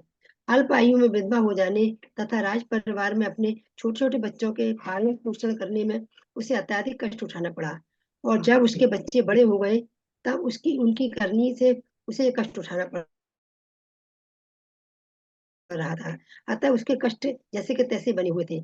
इसका अर्थ यह हुआ कि विधाता के द्वारा कष्ट झेलना उसके भाग में लिखा हुआ था, और विचलित हुए बिना उसको वह सहन कर रही थी। हरे कृष्णा प्रभु जी, सादर प्रणाम। धन्यवाद। श्रील प्रभुपाद की जय। तो यहाँ पर भीष्मदेव कहते हैं कि कुंती देवी को किस प्रकार से इतने सारे कष्ट झेलने पड़े। इतनी युवा स्थिति में वो विधवा हो गई 5 बच्चों के साथ, क्योंकि माद्री भी सती गई थी। और इतना ही नहीं, ये तो कष्ट हुए जब उनके पुत्र पांडु के पुत्र पांडव जब छोटे छोटे थे, बच्चे थे। लेकिन जब वो बड़े हुए तब भी कुंती देवी को क्यों और अधिक कष्ट भुगतने पड़े? क्या कारण बताया गया है? क्या कारण है प्रभु जी, माता जी? उन्होंने उनके शतरंज खेला, पुत्र इसमें तो शतरंज में लिखा है हार उनकी गए। करनी से उसे कष्ट उठाना पड़ा। हाँ, क्यों? अपने पुत्रों के कर्मों कर्मों के में कारण। हाँ, लेकिन कौन से कर्म जैसे विशेष रूप से? द्रुत कीड़ा और द्रुत कीड़ा किया और युधिष्ठिर जी ने। भीम को दुर्योधन और जन्म भीम में दिया हमेशा था। प्रतिस्पर्धा रहती थी। हाँ, देखो, एक मुख्य कारण ये था कि एक मुख्य कारण था कर्ण, जो कि कुंती का बड़ा पुत्र था। और जो बात कुंती ने छुपा कर रखी थी, ये महाभारत में भी आता है। और कर्ण, जो कि दुर्योधन को ज्यादा प्रोत्साहन देता था पांडवों के खिलाफ उकसाने में। और ऑफ कोर्स बाकी भी कार्य जैसे द्यूत क्रीड़ा खेले वगैरह वो सब।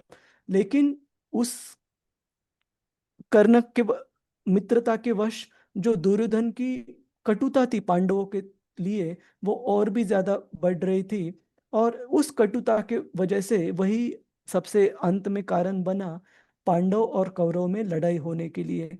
तो जब कुंती देखती थी कि अपने ही दोनों पुत्र, मतलब पांडव एक तरफ से और कर्ण दूसरी तरफ से, अपने आप में इतनी अ, कटुता कटुता और एनमिटी को क्या कहते हैं हम हिंदी में?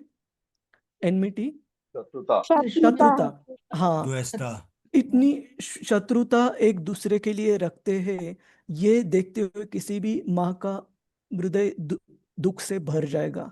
तो ये भी एक है कारण कि जब यहाँ कहा गया है कि आपके कर्मों की वजह से, कर्मों की वजह से मतलब ये जो उसके लिए कष्टदायक था, अपने दोनों बच्चों को एक दूसरों के खिलाफ इतनी शत्रुता की भावना रखते हुए देखते हुए।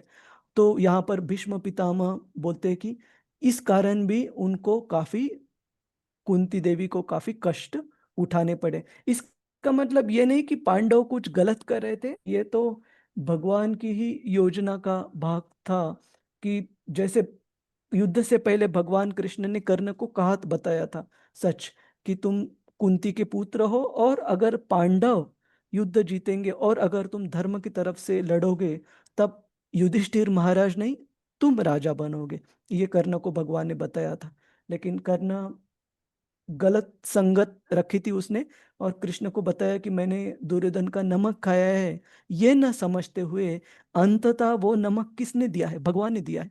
तो अगर भगवान खुद बता रहे हैं तुम्हें कि तुम इस तरफ पांडवों की तरफ, धर्म की तरफ से युद्ध करो, और ये अगर जीतेंगे तो तुम राजा बनोगे, इससे ज्यादा क्या भगवान द्वारा उपदेश चाहिए? लेकिन भगवान के इस निर्देश का पालन नहीं किया कर्ण ने, और अंततः खुद भी मृत्यु हुई।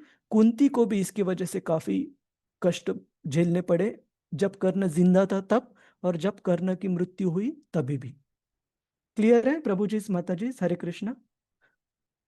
जी प्रभु तो जी। मुझे हरे थोड़ा सा ये समझ में नहीं आया कि हाँ, अगर कटुता थी आपस में कर्ण में और बारिश पांडवों में, तो उसमें पांडवों की गलती तो नहीं थी। नहीं, वो बिल्कुल अगर नहीं। उनको दुर्योधन चढ़ाते आए तो इनकी करनी क्या हुई इसमें? तो पांडवों की देखो, करनी क्या हुई? करनी का मतलब है कि इनके कर्म की वजह से, मतलब इस भगवान की योजना के अनुरूप ही क्यों ना हो। जब एक माँ देखती है कि अपने दो बच्चे एक दूसरे में इतनी कटुता रख रहे हैं, तो अंततः कष्ट तो होंगे ही। अगर उसको पता भी है कि कर्ण गलत पार्टी को सपोर्ट कर रहा है, इसके बाद भी एक माता को तो जरूर कष्ट होंगे, है ना? तो यहाँ भीष्मदेव क्या कह रहे हैं कि कुंती देवी को काफी सारे कष्ट भुगतने पड़े जब पांडव छोटे थे, और वो बड़े होने के बाद भी।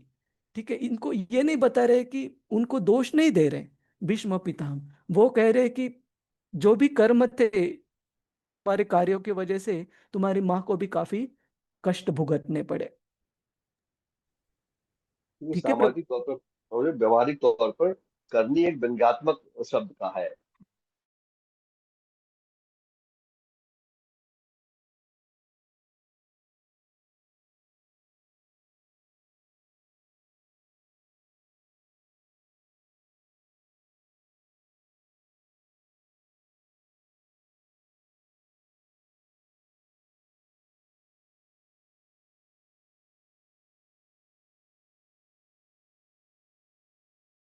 करनी का तो मतलब तथा जो शिला बच्चे नहीं। प्रभुपाद जी ने लिखा है वो देखता हूँ। इसका मतलब ये नहीं कि वो उनको दोष दे रहे पांडवों को, वो कह रहे कि आपके कार्य जैसे भी है, मतलब जाने अनजाने में किए हुए उन कार्यों के वजह से काफी सारे कष्ट भुगतने पड़े इतनी महान भगवान की भक्त कुंती देवी को। ठीक है, तो दोष नहीं दे रहे। और करनी, ये तो ट्रांसलेशन करते वक्त शब्द का ऐसे चला इस्तेमाल था किए, जी प्रभु। हाँ, ठीक है लेकिन यहाँ जो पीडीएफ है उसमें उस प्रकार का शब्द का इस्तेमाल नहीं है प्रभु जी। ठीक ठीक है है, प्रभु, धन्यवाद। हरे हरे कृष्ण। और मेरे ख्याल से करनी जो शब्द है हमेशा निगेटिव कनोटेशन में नहीं आता है ना, कभी कभी वो न्यूट्रल कनोटेशन में भी पाया जाता है। तो हिंदी में कहावत है ना, जैसी करनी वैसी भरनी। तो इसका मतलब ये थोड़ी कि वो गलत काम है, कि जिस प्रकार के कार्य करोगे उस प्रकार का फल प्राप्त होगा। जी जी। हरे कृष्ण, हरे कृष्ण। आगे बढ़े प्रभु जी, माता जी। हरे कृष्ण। चलो जी अपन प्रभु। देखो, मुझे जो जी प्रभु। घर से जो टाइम लिमिट दी गई थी वो थोड़ी सी क्रॉस हो गई, लेकिन हम फटाफट कवर करते हैं तब तक, जब तक हम कुछ और कवर कर ले। श्लोक क्रमांक 14। सर्वकाल कृतं मन्ये सर्वकालकृतं सर्वकालकृतं मन्ये मन्ये भवतां च यत् अप्रियं भवतां च यत् प्रियं प्रियं सपालो यद्वशे लोको सपालो सपालो यद्वशो यद्वशो लोको वायोरिव घनावलिः। वायोरिव वायुर्घनावली। और इस श्लोक में भीष्म पितामह उनके मत अनुसार इन सारे होनी अनहोनी का क्या मुख्य मूल कारण क्या है वो बता रहे हैं। क्या बता रहे हैं?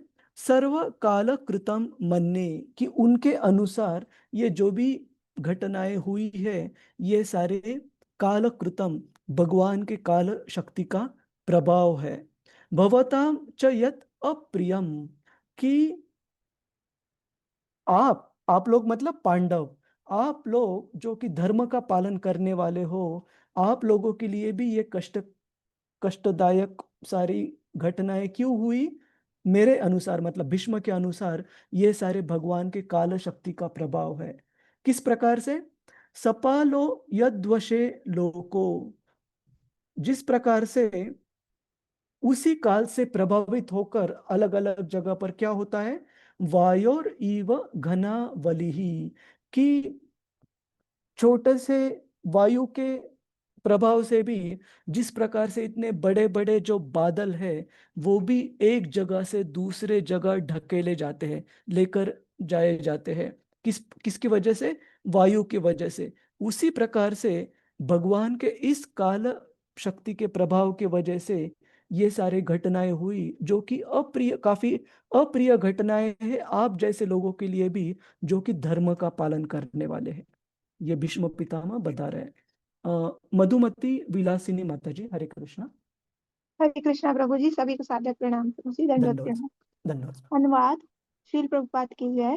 मेरे विचार से यह सब प्रबल काल के कारण हुआ है, जिसके वशीभूत होकर हर व्यक्ति लोक लोकांतर में भटकता है, जिस प्रकार वायु द्वारा बादल इधर से उधर ले जाए जाते हैं। श्रील प्रभुपाद जी की जय। तात्पर्य श्रील प्रभुपाद जी के द्वारा।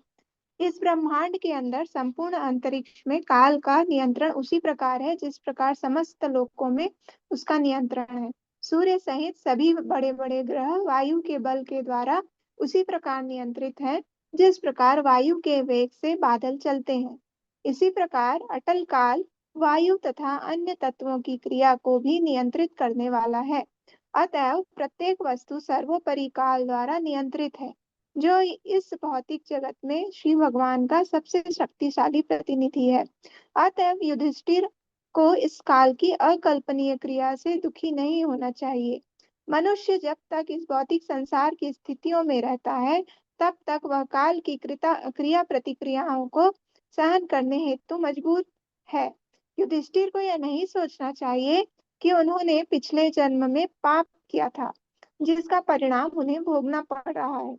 बड़े से बड़े पुण्यात्मा को भी भौतिक प्रकृति की दशाओं को भोगना पड़ता है, लेकिन पुण्यात्मा श्री भगवान के प्रति श्रद्धावान होता है, क्यों कि वह प्रामाणिक ब्राह्मण तथा धर्मात्मा वैष्णव द्वारा निर्देशित होता है। इस 3 पथ प्रदर्शक सिद्धांतों को ही जीवन का लक्ष्य बनाना चाहिए। मनुष्य को शाश्वत काल की चालों से विचलित नहीं होना चाहिए। यहाँ तक कि ब्रह्मांड के महान नियंता ब्रह्मा भी काल के वश में है। अतएव धार्मिक सिद्धांतों का वास्तविक पालक होने के बावजूद भी मनुष्य को काल द्वारा नियंत्रित होने के कारण शुद्ध नहीं होना चाहिए। हरे कृष्ण। प्रभु जी बहुत धन्यवाद। श्री प्रभुपाद जी की जय। हरे कृष्ण। धन्यवाद माता जी। तो काफी बार सामान्य लोगों के मन में ये भावना रहती है, या कभी कभी नौसिखिया भक्तों के मन में भी भावना रहती है कि भक्ति मार्ग का पालन करना, इसका मतलब अभी लाइफ सेट है, जीवन सेट है, और भक्तों के जीवन में कुछ कठिनाइयां नहीं आएंगी। ये लोगों की जानते हुए या न जानते हुए भी भावना रहती है। कभी कभी जैसे मैं कुछ लोगों को कहते हुए देखता हूँ कि आपके ऊपर तो कृष्ण प्रसन्न है। वो सोचते हैं कि भौतिक स्तर पर प्रगति या ऐश्वर्य संपन्नता, इसका मतलब है कोई आध्यात्मिक स्तर पर प्रगति कर रहा है, लेकिन ऐसे बिल्कुल नहीं है। शास्त्र में कहा गया है, चाहे कोई व्यक्ति अभक्त है या भक्त है, भौतिक जीवन की कठिनाइयां किसी को टलेंगी नहीं, क्योंकि ये भौतिक जीवन का ही भाग है। जैसे मैं तो हमेशा एक चैलेंज, चुनौती देता हूँ भक्तों को कि आप श्रीमद् भागवतम में से कोई भी ऐसे पात्र ढूंढकर मुझे बताओ जिनके जीवन में भौतिक स्तर पर कठिनाइयां या चुनौतियां नहीं आई। कोई आपको मिलेगा? माता जी, प्रभु जी, सोचिए। जय किशोरी माता जी, आपका चेहरा सामने दिखा, कोई आपको मिलेगा उदाहरण शास्त्र में जिसके जीवन में कठिनाइयां नहीं आई? नहीं मिलेगा बिल्कुल, है ना? क्यों? क्योंकि ये भौतिक जगत का नियम है। चाहे हम भक्ति को प्राप्त करें या न प्राप्त करें, भौतिक कठिनाइयां कभी किसी को चूकी नहीं है। और यहाँ पर बताया गया है कि ये सारे कठिनाइयां भौतिक जगत की किस वजह से आती है? सर्वम काल कृतम मन्ये। भगवान की काल शक्ति के प्रभाव से ये सारी कठिनाई आती है। और तात्पर्य में श्रील प्रभुपाद जी बताते हैं कि सर्वश्रेष्ठ जो जीव है ब्रह्मांड के, ब्रह्मा जी, वो भी काल शक्ति के प्रभाव के बाहर नहीं है, वो भी काल शक्ति के प्रभाव में है। तो केवल एक ही हम कर सकते हैं। क्या कर सकते हैं? मात्र स्पर्शास्तु कौन्तेय शीत उष्ण सुख दुखदा आगमा अपा इनो नित्यस्ताम स्थितिक्षस्व भारता। केवल सहन करना, और सहन करते हुए अपने धर्म के तत्वों को न त्यागना, इतना हमारे हाथ में है ना? तो यहाँ पर भागवतम में कहा गया है कि अतएव धार्मिक सिद्धांतों का असली द्वारा नियंत्रित होने के कारण, इसका मतलब धर्म का पालन करने के बाद भी ऐसी कठिनाइयां आती है, तो इसको भगवान की काल शक्ति का प्रभाव जानते हुए हमने परेशान नहीं होना चाहिए, क्षुब्ध नहीं होना चाहिए, है ना? जैसे भागवतम के दूसरे सेक्शन में मैं याद कर रहा हूँ, आगे आने वाले चैप्टर्स में एक उदाहरण दिया गया है श्रील प्रभुपाद जी द्वारा तात्पर्य में। काफी अच्छा उदाहरण है। श्रील प्रभुपाद जी बताते हैं कि जब भी कोई व्यक्ति चेस चेस चेस को क्या कहते हैं हिंदी में? चेस, शतरंज। हाँ, कोई व्यक्ति जब शतरंज खेल रहा होता है, तो जिस व्यक्ति को शतरंज चाहे उतने अच्छे से पता नहीं, वो कभी कभी देख सकता है कि अरे, ये तो जो व्यक्ति खेल रहा है अपने ही किसी प्यादे को या किसी दूसरे सैनिक की बलि दे रहा है। जिसको पता नहीं, उसको लग सकता है कि अरे, इसमें तो इसका नुकसान है। लेकिन कभी कभी देखा जाता है कि जो शतरंज खेलने वाला जो पट्टू व्यक्ति है, वो अपने छोटे सैनिक की बलि देकर कुछ बड़ा प्यादा दूसरी तरफ का पकड़ लेता है, या उस राजा को ही चेकमेट कर देता है ना? तो उस शतरंज के पट्टू खिलाड़ी को पता है कि वो किस विशेष घर में कौन सा प्यादा क्यों दे रहा है ना? उसको योजना पता है अपनी। उसी प्रकार से श्रील प्रभुपाद जी लिखते हैं कि भगवान कभी कभी अपने भक्त के जीवन में इस प्रकार के अनाकलनीय प्रसंग लाते हैं, जिससे कि बाहरी रूप से देखा जाए तो ऐसे लगता है कि अरे, भक्त इतना अच्छे अच्छे से भक्ति करते हुए भी क्यों ये कठिनाइयां आ रही है। लेकिन भगवान को अपनी योजना पता है, उनको पता है इस भक्त के लिए अंततः क्या अच्छा है। जैसे हम बहुत सारे उदाहरण शास्त्र में देखते हैं, सबसे एक ग्राफिक उदाहरण हमें पहले स्कंद में दिखता है नारद मुनि जी का, जब वो दासी पुत्र के रूप में थे। उनकी माता जो थी साधारण स्त्री नहीं थी, प्रभु जी माता जी, उनकी माता ने अपने बच्चे के साथ जो भक्ति वेदांत थे उनकी सेवा की थी, उनको प्रसाद बनाकर खिलाया था, 4 महीने शुद्ध भक्तों की सेवा की थी। तो ऐसे नहीं थे कि वो साधारण स्त्री थी। लेकिन भगवान की ओवरऑल योजना में अगर हम देख, अगर उनकी माता उस बच्चे के साथ रहती, भागवतम बताता है कि जो स्नेह पाश है बच्चे के अपने माँ के प्रति, माँ के अपने बच्चे के प्रति, वो इतने दृढ़ रहते कि ना तो नारद मुनि को अपने आप को पूर्ण रूप से समर्पित कर पाते भक्ति में, वो ना उनकी माँ अपने भक्त के आसक्ति के वश उसको आगे बहुत ज्यादा जाने देती भक्ति मार्ग में। तो भगवान ने क्या किया, उस स्नेह पाश को काट दिया सर्पदंश के कारण, उनकी माता का मृत्यु होने की वजह से। उससे क्या हुआ, उनको जरूर उच्च गति प्राप्त हुई, क्योंकि उन्होंने खुद भी भक्ति की थी और बाद में उनका तुरंत, ज्यादा देर में नहीं, उनका खुद का बेटा शुद्ध भक्ति को प्राप्त कर लिया, तो जरूर उनको उच्च गति प्राप्त हुई होगी। और दूसरा, नारद मुनि जी को अपने जो गुरु, जो भक्ति वेदांत थे, उनसे सीखी हुई बातें भगवान के स्मरण में, आचरण में लाने का मौका प्राप्त हुआ। और भागवतम कहता है कि ज्यादा समय नहीं, कुछ ही देर बाद जब उन्होंने अपना शरीर त्याग दिया, तुरंत उनको दिव्य शरीर प्राप्त हुआ भगवान की कृपा से। तो ओवरऑल पिक्चर में अगर देखा जाए तो नारद मुनि का भी भला हो गया उसमें, और उनकी माता का भी भला हो गया। लेकिन उस क्षण के लिए देखा जाए तो लग सकता है कि अरे, इस छोटे 5 साल के बच्चे का और कोई आश्रय नहीं है, और एक आश्रय था, भगवान ने उसको भी निकाल लिया।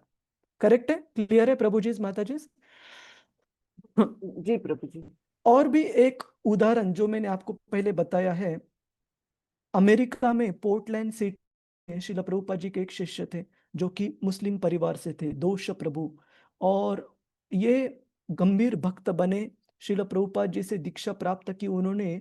लेकिन दीक्षा के कुछ ही दिनों बाद उनका एक एक्सीडेंट हो गया, मृत्यु हो गई। तो सारे भक्त काफी दुखी हो गए, विचलित हो गए, ये सोचते हुए कि ये तो इतने गंभीर अच्छे भक्त थे, उनको भगवान ने क्यों छीन लिया इस भौतिक जगत से। तब श्रील प्रभुपाद जी ने 2 अलग अलग पत्र लिखे। एक पत्र लिखा श्रील प्रभुपाद जी ने दोष प्रभु, जिनका इनिशिएटेड नाम था राम रंजन प्रभु, उनके पत्नी को श्रील प्रभुपाद जी ने पत्र लिखा। और दूसरा पत्र लिखा भक्तों को। तो उनकी पत्नी को जो पत्र लिखा, उसमें श्रील प्रभुपाद जी ने कहा कि आप ऐसे मत सोचिए कि आप अभी अकेले हो गई है, मैं आपके पिता जैसा हूं, और आपको अगर कोई भी मदद लगती है, you are always welcome to take help from the local ISKCON centre. आपको कभी भी कुछ मदद लगती है अपने बच्चों के साथ, बिल्कुल आप हमारे सेंटर को कांटेक्ट कीजिए, भक्त आपको मदद बिल्कुल देंगे। और श्रील प्रभुपाद जी ने जो भक्तों को पत्र लिखा, उसमें उन्होंने लिखा कि देखो, ये जो राम रंजन प्रभु थे, इतने गंभीर तरह उन्होंने भक्ति को लिया था, लेकिन वो जिस समाज से आते थे, वहां पर भक्त बनने की वजह से उनको काफी सारा विरोध था उनके समाज और पारिवारिक लोगों की तरफ से। और भौतिक स्तर पर भी देखा जाए तो इतने सारे आर्थिक कठिनाइयां उनको थी, फिनेंशियली काफी स्ट्रगल्स थे। तो भगवान ने उनको उनकी भक्ति में गंभीरता की वजह से ऐसे कठिन परिस्थिति से उठा लिया। और बिल्कुल मैं श्योर हूँ, श्रील प्रभुपाद जी लिखते हैं, उनको अगला जन्म ऐसे परिवार में मिलेगा जहां से उनकी आंख खुलते ही उनके सामने तिलक में भक्त रहेंगे, जहां बचपन से उनको भक्ति का पालन करने का, भक्ति के तत्वों को पालन करने का मौका मिलेगा। और भगवान ने उनको मदद की इन कष्टों से दूर कर कर, और उनको बिल्कुल उच्च गति प्राप्त होगी उनकी भक्ति में गंभीर होने की वजह से। तो कहने का मतलब है कि उस क्षण देखा जाए तो किसी को लग सकता है कि इतने अच्छे से भक्ति कर रहे थे, क्यों उनको भगवान ने उठा लिया। लेकिन हमें पता नहीं, भगवान को पता है किस प्रकार से उनकी योजना हर एक जीव के भलाई के लिए। और क्या हुआ बाद में, उनकी पत्नी जो इतनी एंटागोनिस्टिक मतलब फेवरेबल नहीं थी, अनफेवरेबल थी भक्तों के लिए, उन्होंने देखा कि अपने पति कितने जी जान लगाकर इतने सारे कठिनाइयां होने के बावजूद भक्ति करते थे। और उन्होंने, उनके सामने दो ऑप्शन थे, भक्तों का आश्रय लेना या कृष्ण भावना को त्याग, बिल्कुल संबंध त्याग देना और अपना भौतिक जीवन जीना। तो उन्होंने पहला मार्ग स्वीकार किया, भक्तों का आश्रय ले, और अपने पूरे परिवार मतलब 2 बच्चों के साथ वो भक्तों के कम्युनिटी में मूव हो गए, पोर्टलैंड सिटी में, और वो खुद भक्त बन गई। तो बच्चे भी भक्त बन गए, इनिशिएटेड डिवोटी बन गई वो माता जी। तो इसमें आप बताइए कि रामरंजन प्रभु के लिए अच्छा हुआ, उनके परिवार के लिए अच्छा हुआ या बुरा हुआ? ऑब्वियसली भगवान की अल्टीमेट योजना अगर देखेंगे तो उनको अपने से कितना भी अच्छा पता है किस व्यक्ति के लिए क्या लाभदायक है।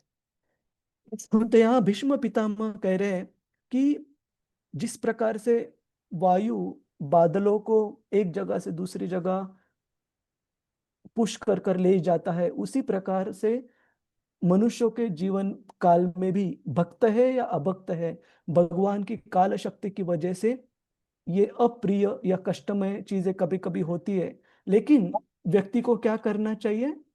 शुद्ध नहीं होना चाहिए, इसको सहनता से, सहनशीलता से सहन करना चाहिए।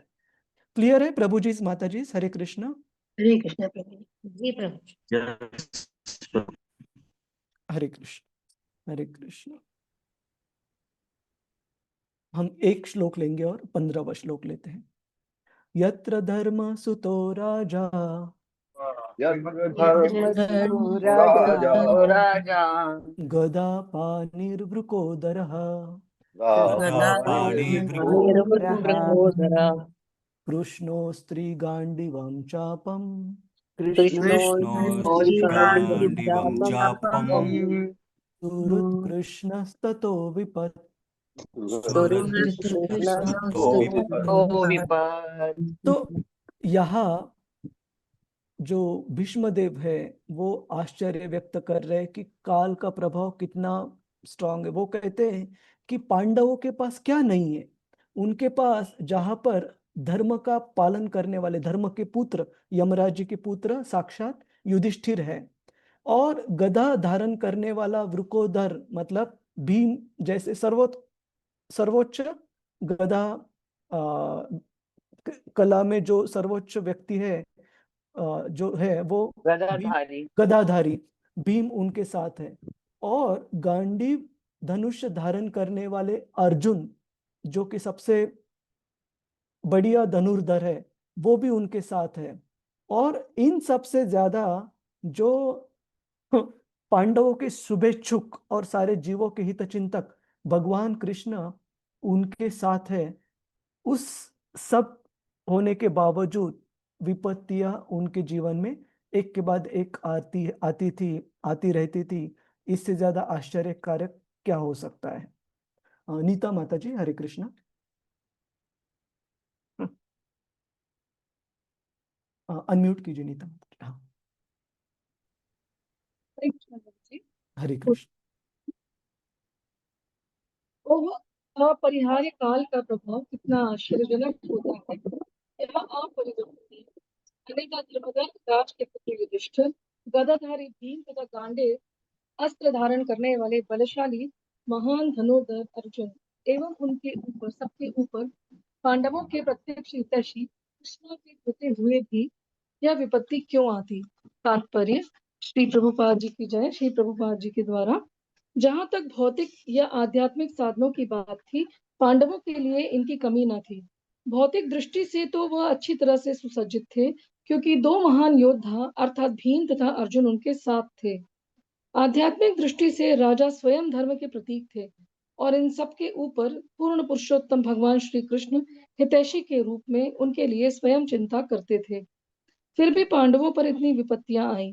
पुण्य कर्म की शक्ति, व्यक्तित्वों की शक्ति, कुशल प्रबंध क्षमता तथा भगवान श्री कृष्ण की अप्रत्यक्ष अध्यक्षता में अस्त्र शक्ति होने पर भी पांडवों को अनेक विपत्तियां देखनी पड़ी, जिन्हें अपरिहार्य काल का प्रभाव ही कहा जा सकता है। काल साक्षात भगवान से अभिन्न है, अतएव काल का प्रभाव भगवान की अखत इच्छा का सूचक है। जब कोई बात किसी मनुष्य के वश के परे हो तो पछताने से कोई लाभ नहीं। हरे कृष्ण। धन्यवाद प्रभु। धन्यवाद माता। हरे कृष्ण। श्रील प्रभुपाद की जय। अंग्रेजी में एक कहावत है, आप में से कुछ भक्तों ने सुनी होगी, कि when there is no cure you endure। इसका मतलब है कि जब कोई चीज अपने मतलब कोई उपाय नहीं है तो हमने क्या करना चाहिए? शांति से सहना चाहिए। तो श्रील प्रभुपाद जी भी लिखते हैं, जब कोई बात किसी मनुष्य के वश के परे हो तो पछताने से कोई लाभ नहीं। इसका मतलब हमारा लैमेंटेशन, हमारे पछताने से स्थिति में कोई सुधार नहीं होने वाला।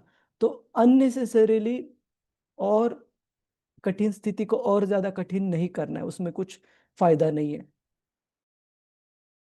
उससे अच्छा है कि हे प्रभु, हे नाथ, मेरी डोरी तेरे हाथ।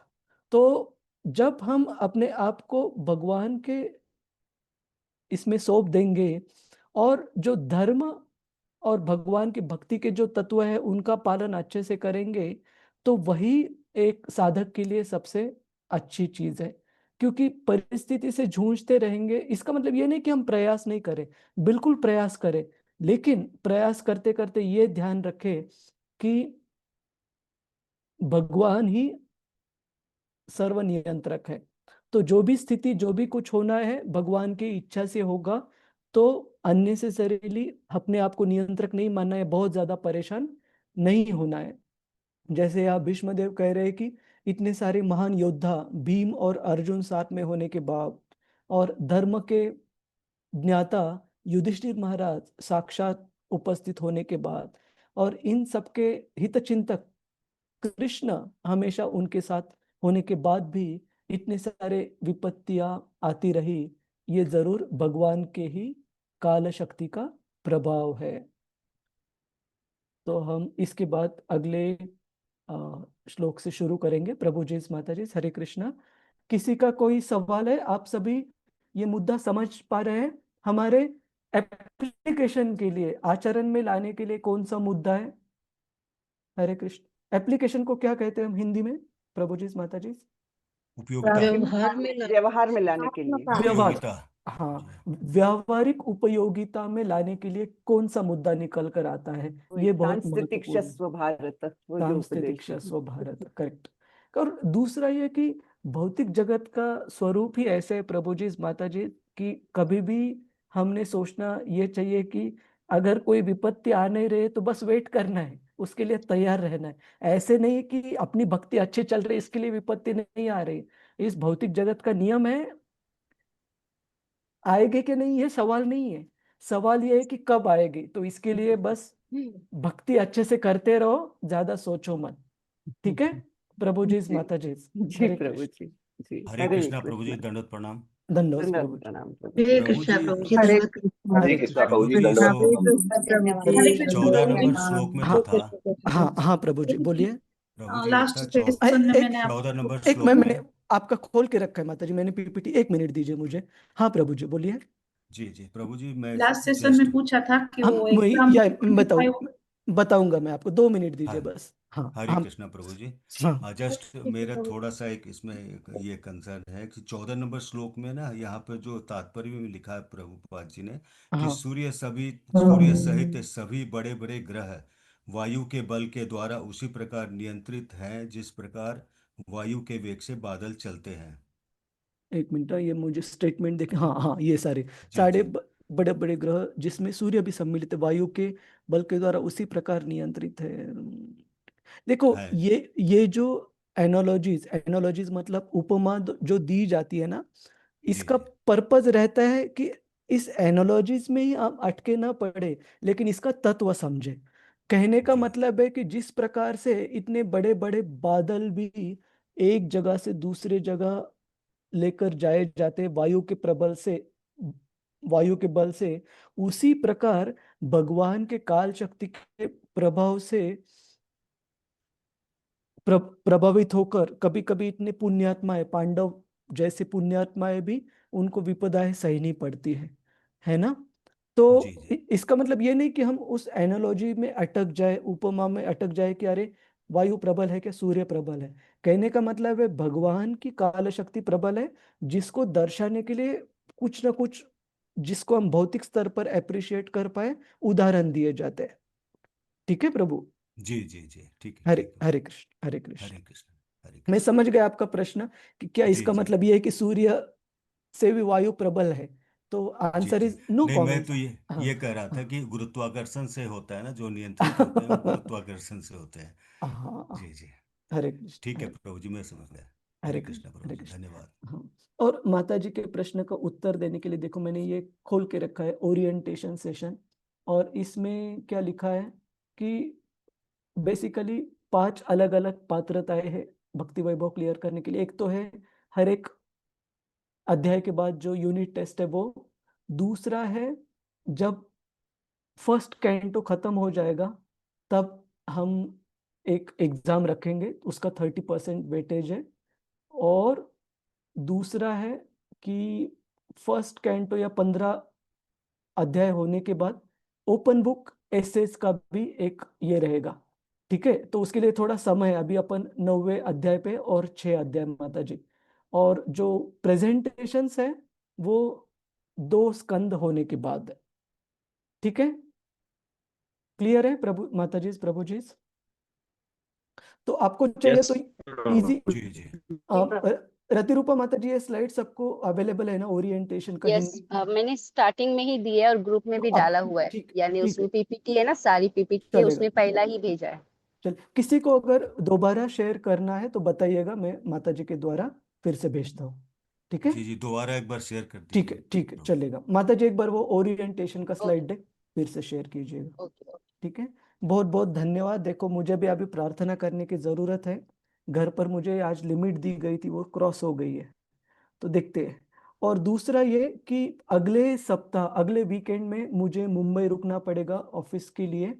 रतिरूपा माता जी ये बंद कर दीजिएगा recording. Okay okay okay, yes yes. हाँ, और तो मुझे अभी वो स्केड्यूल पता नहीं है नेक्स्ट नेक्स्ट सैटरडे संडे का, मैं आपको बताऊंगा, लेकिन मैं पूरा प्रयास करूंगा